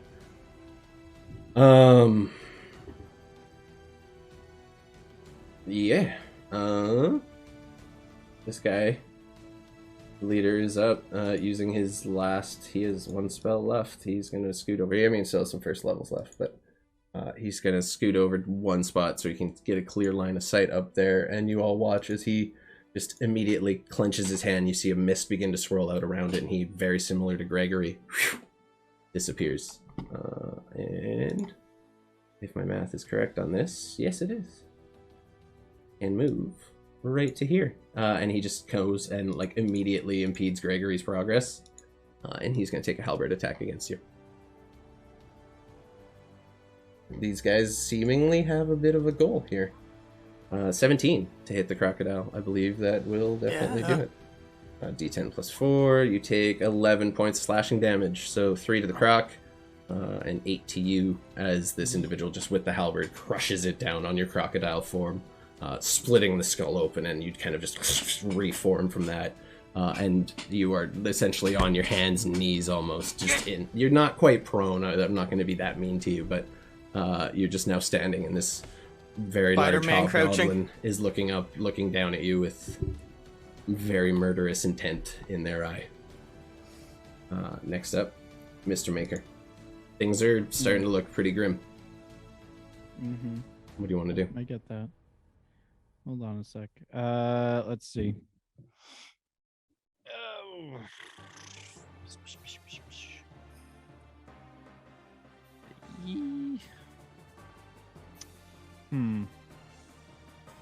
Okay. Well, I guess I will put the my little guy right here. Mm-hmm. Or well, he's got 40, so I'm gonna put him up there. Mm-hmm. Oh well, he's not gonna. No, I'll put him right there. Actually, Okay. sorry. And I will move to flank here. Okay, move your little robo dude. Wait, he has 40 feet? He has 40 feet. Yeah. So, going from there. Yeah, he's good. He can make it. There. Up Okay. next to him. There you go. And then I want to hit. Let's see here.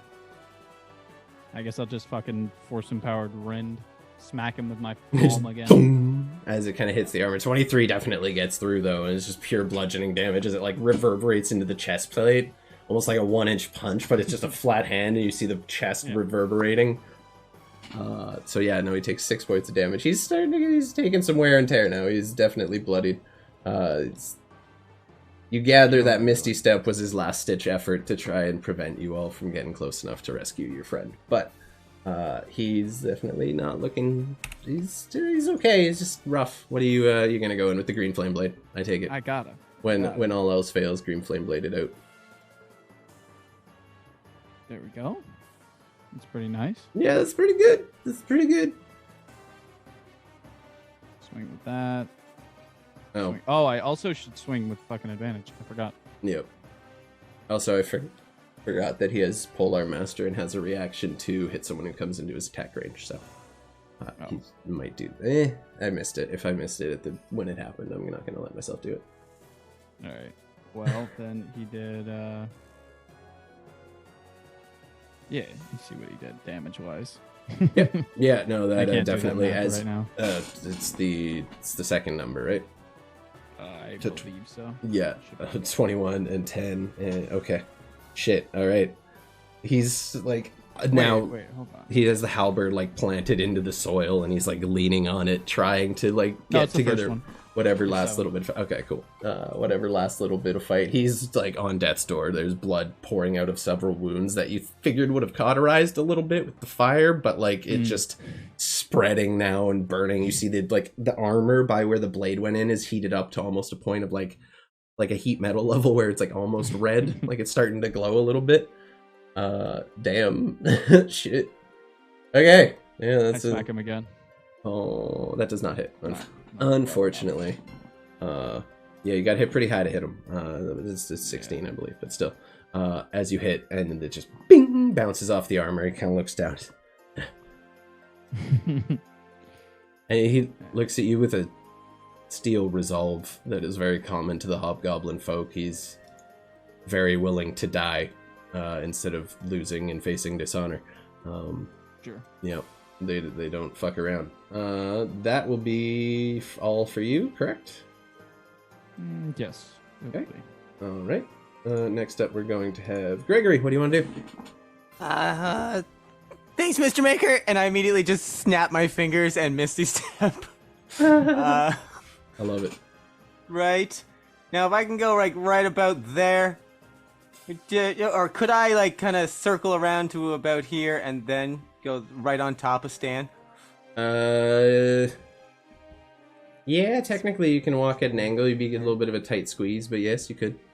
I want to interpose between the assassin and Stan, and So you're gonna can't really hang out in the space of another person, but he's down. So you're standing over the body at this point, essentially.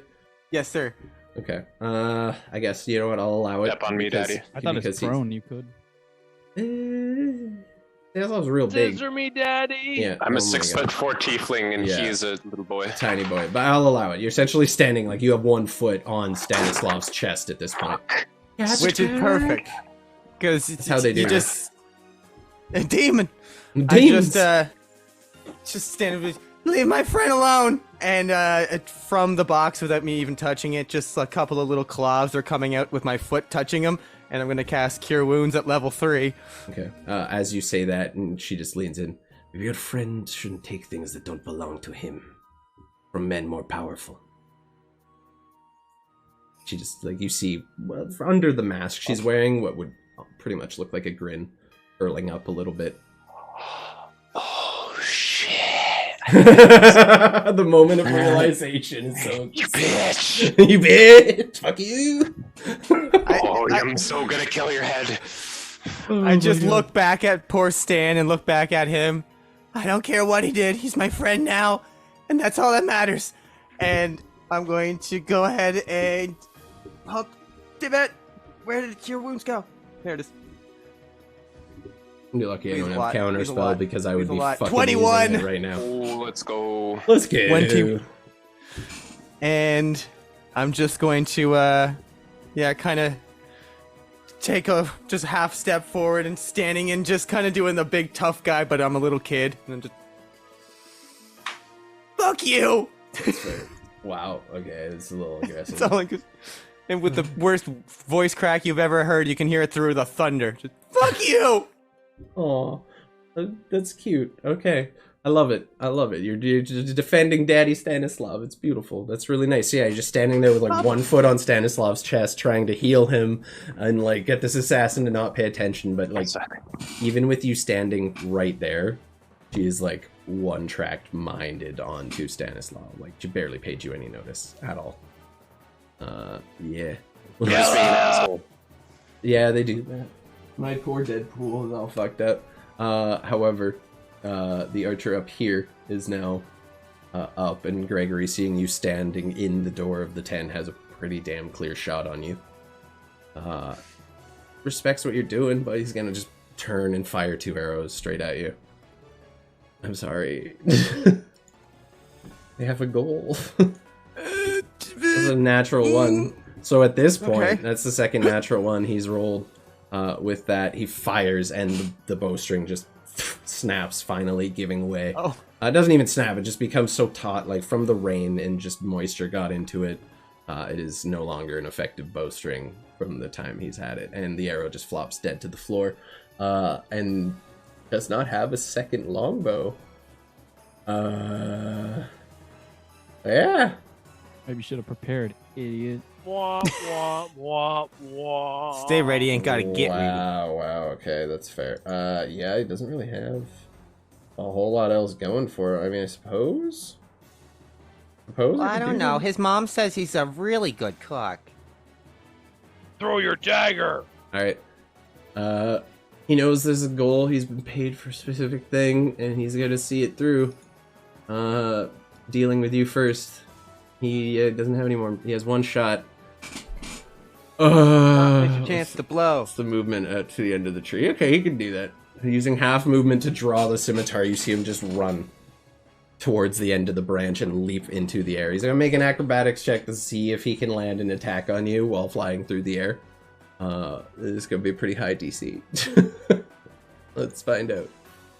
Does not make it. So he essentially like runs, steps over you, and leaps into the sky, and you see this individual, like darker skin, spent like quite a lot of time in the sun in the desert by the look of it, just screaming as he flies through the air. And at about the halfway point, that scream turns from like rage and bloodlust into like not quite terror, but definitely like, oh, I fucked up. And he flies clean over you and just lands in the tent, and it all collapses around him. He gets all tangled up in it. So he's currently... Is he impaled by a spike?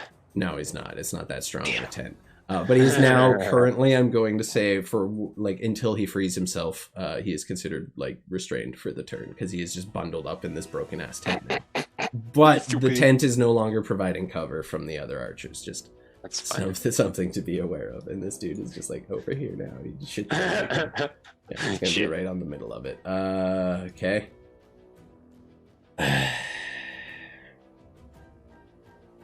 Next up is the assassin. Who's gonna look at Gregory and... Don't make me do this, young one. Fuck you, assassin. As you essentially refuse to move and don't accept the, like, flat out, I will end you, little one. Only here for him. Move. I can't. It's not my turn. Thanks. Yeah, she's essentially giving you an opportunity to like stand your ground or make it look like you're gonna back off. You see me got just an attack ready based on your answer. 100%. You just hear everyone there's like a beat of silence, and you just hear the creaky latches of the toy box just go. Bring it. She's just gonna step forward with the short sword, and actually she's gonna use her half movement to pull out her dagger in her other hand too, and she's gonna step forward with the sword and just jam it straight into your guts. Shield? What does that bring you to on total? 18, 19, 20, 21, 22. That's enough. Yeah, that'll Let's just go. do it. Steps forward and you put the shield up and the sword stops dead into it. Oh yeah. And then she just comes around with the dagger, hoping to just get past it this time. I don't believe... My shield looks like this. Yeah. Oh, natural 20. I'm sorry. Well, that don't matter how much of a So turtle as I steps ever know. forward with that, with the blocking with the shield, you see this bright, like rainbow, vibrant turtle shell appear in like an arcane form in front of it, and just blocks the sword as she just steps forward with the dagger and just goes right through the shield. It just dissipates entirely, and it into the guts. Thankfully, it wasn't a fucking sneak attack. Yeah, thankfully.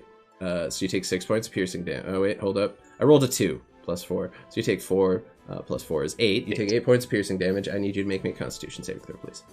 Oh dear. Add 4 to that because I'm conscious. 13? Oh wow. Take 60 points of poison damage. 60! Yeah, it was a crit, so it's doubled, and I rolled 30. What is? Okay, I'm fine. I was like, did Yeah. I just instant die? No, Oh I'm my fine. god. So Oh there's my. that much poison on that sword, or it's magic? It's always 76, regardless of what weapon it is. Yep. That's mental. That's mental. This is an assassin, and I homebrewed it, so just like she has a couple extra daggers that have it as well, so it's kind of like. Wait, maybe that did. Mix. I had 20 health of 63. What is the... You had 20 that health okay? of 63. No, you're still good, just barely. Okay. Another okay. 25, and that would have done it, right? It's if you go double your HP, then you're. It's if you Right, not right. double your HP. It's if you meet your HP into the negative is how I do. Not double, Okay. because that would be like impossible. I would have to hit 120 damage. It's like once you hit 60, and how we've always done it. So you go unconscious at that point. You just fall, collapse back into the remnants of the tent. Almost massive damage kill. That would have been fucking nuts, dude. Holy shit. You just collapse backwards and fall into the tent as the light just drains, and like you see black, and you feel that burst of poison just radiate through your body. Holy shit, my guy. Greg just got rocked. Yeah, Greg just got rocked, and then she just looks down at Stanislav. You're next. And just smiles, because that's all she has for that turn now. But she's now just dual wielding 2 weapons in front of you, ready to go. Stanislav, it's your turn. Alright, enough of this. I'm gonna fucking slide through her legs, and as I'm doing that, I'm gonna swing up and hit her right where the sun don't shine Oh! for one of my attacks. You can't really crawl through someone's attack space. I'm sorry. Well, fine, I'm gonna get up and then fake an upper swing and then lower, like, fucking haymaker right So half, there. half So movement it's- to get up, and then you're going to attack her. Yep. Okay. Yep.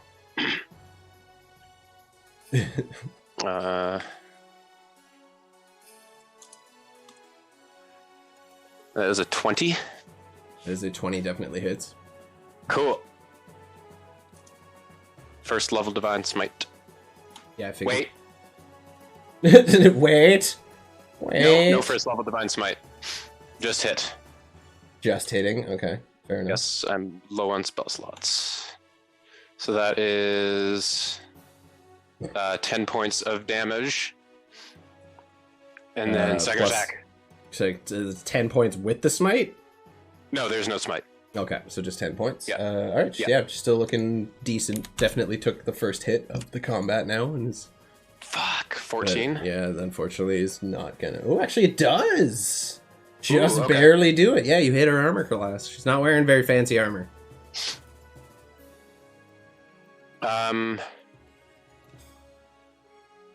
Yeah, okay. I don't want to do it, but I want to do it. Fuck it, second level divine smite. Okay. I want to crit, but it's not gonna happen. No, that's fair. That is 21 points of damage. Okay, she's gonna uncanny dodge on that and kind of sidestep as it comes down. Still take a fairly decent hit, but 21 divided by 2. 11 still. 11 still. Definitely is and then- now starting to look on the rough side of things, for sure. And then for my bonus action, I shall cast Shield of Faith. My last first level. Fair enough, Most fair of enough. And Gregory That's my would turn. have probably just fallen down in the attack space he's in. Okay, Mantuka, you're up. You see this individual over here kind of fighting with Mr. Maker and the robot. Stanislav now standing over the crumpled body of Jeremy. Or not Jeremy, Gregory, sorry. in the tent, just completely done for. You see like that foam kind of bubble up around his mouth as he begins to fall back. I'm sorry I called you Jeremy, dude. I'm sorry. It's looking pretty bad over there. I'm very intrigued with this Mr. Maker mashup.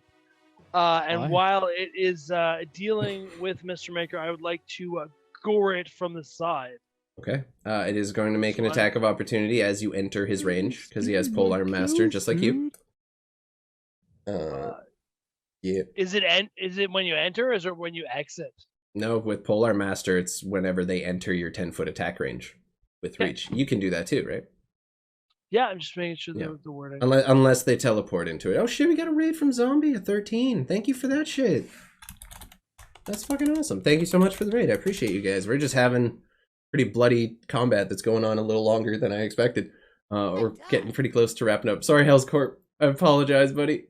I love you. I'm sorry. You're so sick. You're the best. Alright, let's move this along.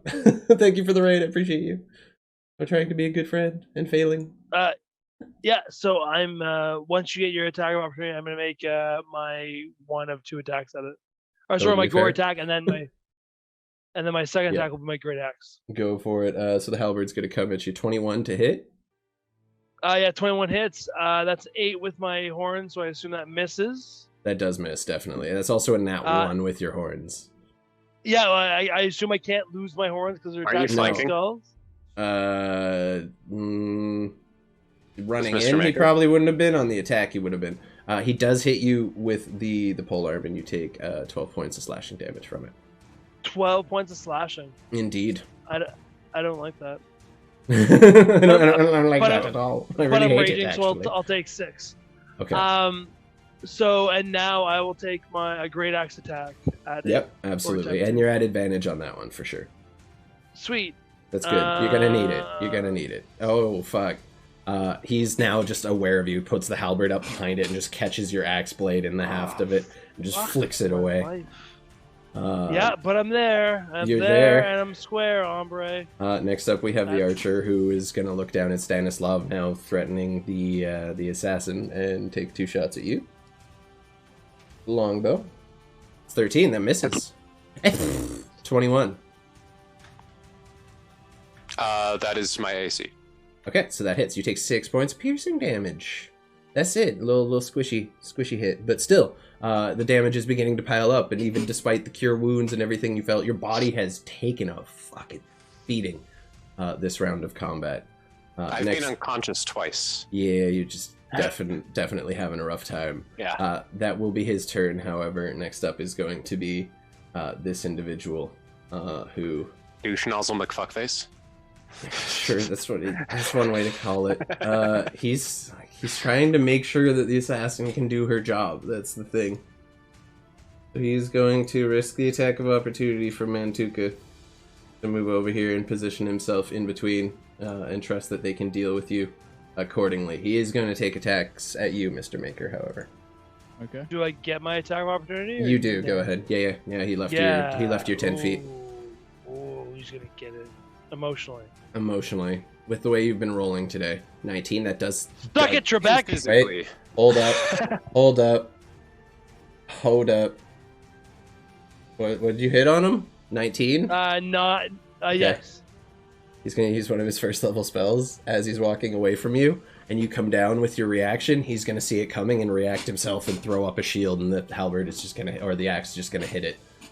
And not find any purchase on it. I despise this human creature so much right now. I love like fighter fucking wizard combos, dude. Stupid shit. And he's gonna attack Mr. Maker. Did I roll yet? I did not roll yet. 18 to hit you, Mr. Maker, I believe. That will not hit as I cast shield yet. Okay.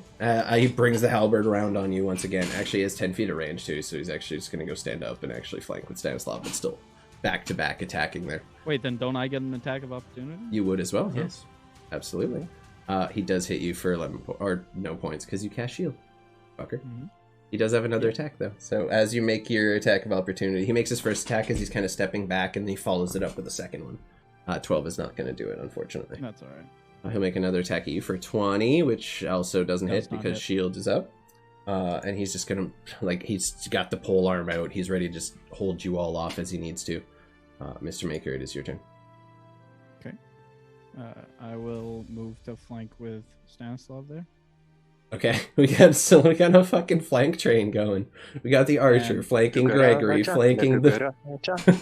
And I'd like to move, Making a Congo line. like to move my little guy right there. Yeah, absolutely, dude. Oh man, this has been a fun combat, I gotta say. Right there, next to you. Next to him. Cool. And then I want to, of course, Green Flame Blade. Of course, as you do, for sure. Can't go wrong with the green flame blade. Damn it.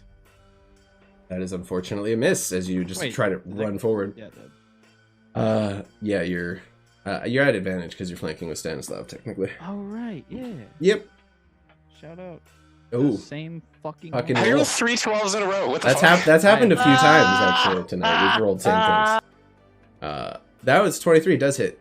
He's this depending on how hard you hit. This could be it. He's on. Yeah, okay, See he's all See right. if you get a nat 20 so you can crit his titty. He did roll it with advantage already. He rolled a 12 and a 23. No, I didn't. Oh wait, no, yeah, one more. My bad. My 12 bad. 12. Yep, my bad. Unfortunately, not. Mm-mm. Big sad. Oh wait, I did do... shield lasts till the end of his next turn, right? Yes. No, until the beginning of his next turn. Okay, Yeah, so till the he's beginning of he's next still. Which still hasn't happened. Actually, it did because he cast shield as he was. I don't know. No, yeah, no, he his still turn, has it up. his turn hasn't happened yet. That's So what I mean. only the 23 would hit then. He's at a 21 That's, AC. that's fine. That's the only one that would have hit anyway. Cool. So 13 points plus the flame blade, right? Mm-hmm. Let me throw that on. Little three fire. He's hanging on. He's resolute. He's kind of finding a little bit of extra oomph. Tech could would 9. that be able to jump over to the assassin as well? Assassin's not within 5 feet anymore. 10 feet away. Or Hit within me. 10 feet. It could hit you. Yeah, I'll could, hit could him. could hit Stanislav. Waste that'll not, be want not. that'll be you, right? No. I still have the attack with little guy. Oh, that's true. 15 also does not hit with the shield up. Yep, that's alright. As all the attacks are just raining down, you see the shield just dividing them, and you kind of just thrust forward with the green flame blade, finally managing to find purchase. You stick it into the guts and kind of twist it as the fire just erupts. He's looking rough, but he's standing resolute. He's not going down easy. Can I still move my little guy up a little bit? Yeah, sure. Mantuka, you have advantage on your next roll, whatever it may be. Oh yeah, mother hobbit. So, oh yeah, sorry, my bad. I forgot. Gonna reckless no matter what. So I'm gonna make you a token of a robot that you can move yourself. Remind me next session.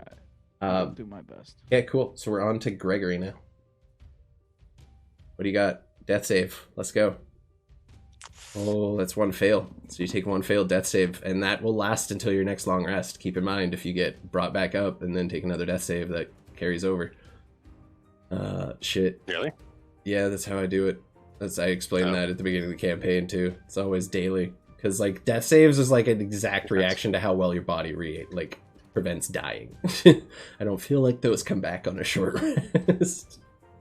But that's just me. They're like cumulative. Anyway, Gregory takes one failed death save. So you just watch as Gregory lays there, not seeming to shift at all.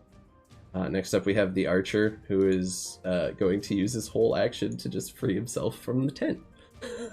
That's like all he's got. He's gonna stand over, look at Gregory, and just kind of reaffirm his grip on his scimitar, since he doesn't really have anything right now. He's kind of still fucked. And at the start of the round, the assassin's gonna like look at you, Stanislav. You're going to die with your friend, with all your friends. And she's just gonna like step in and go stab with both weapons. And that's where we're gonna end the session for today.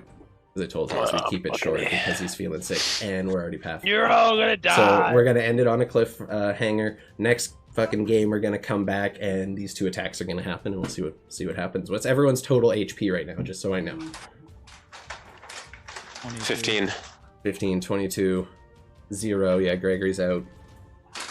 I am 34 raging. Okay, so everyone's sub 40 right now, pretty much. Except, I mean, like, you could argue Mantuka's at like 60 with the rage, but yeah, that's we're gonna wind things up for today. We've been running for a while. Thank you, Hellscope, for hanging in there, buddy, while you're feeling sick and showing up and everything. I appreciate you. Sorry it went longer. Never had a session go that long before. So we're going to end things right away and find someone to raid out on while we're on the outro screen. Thank you all for being here. We'll be back again in 2 weeks. And then again on Halloween for some very special Halloween stuff that I'm throwing together, possibly with a different crew, depending on how work schedules work out. So we'll see what happens. We will see you all in 2 weeks for the stunning conclusion of this fight. I'm excited to see where this goes. Peace out, everybody. Say goodbye. Go check out Hell's Corp. Hellscorp.square.site. Go buy his merch. It's good merch. I remember the plugs. I got you, fam. Be safe. Peace out, everybody.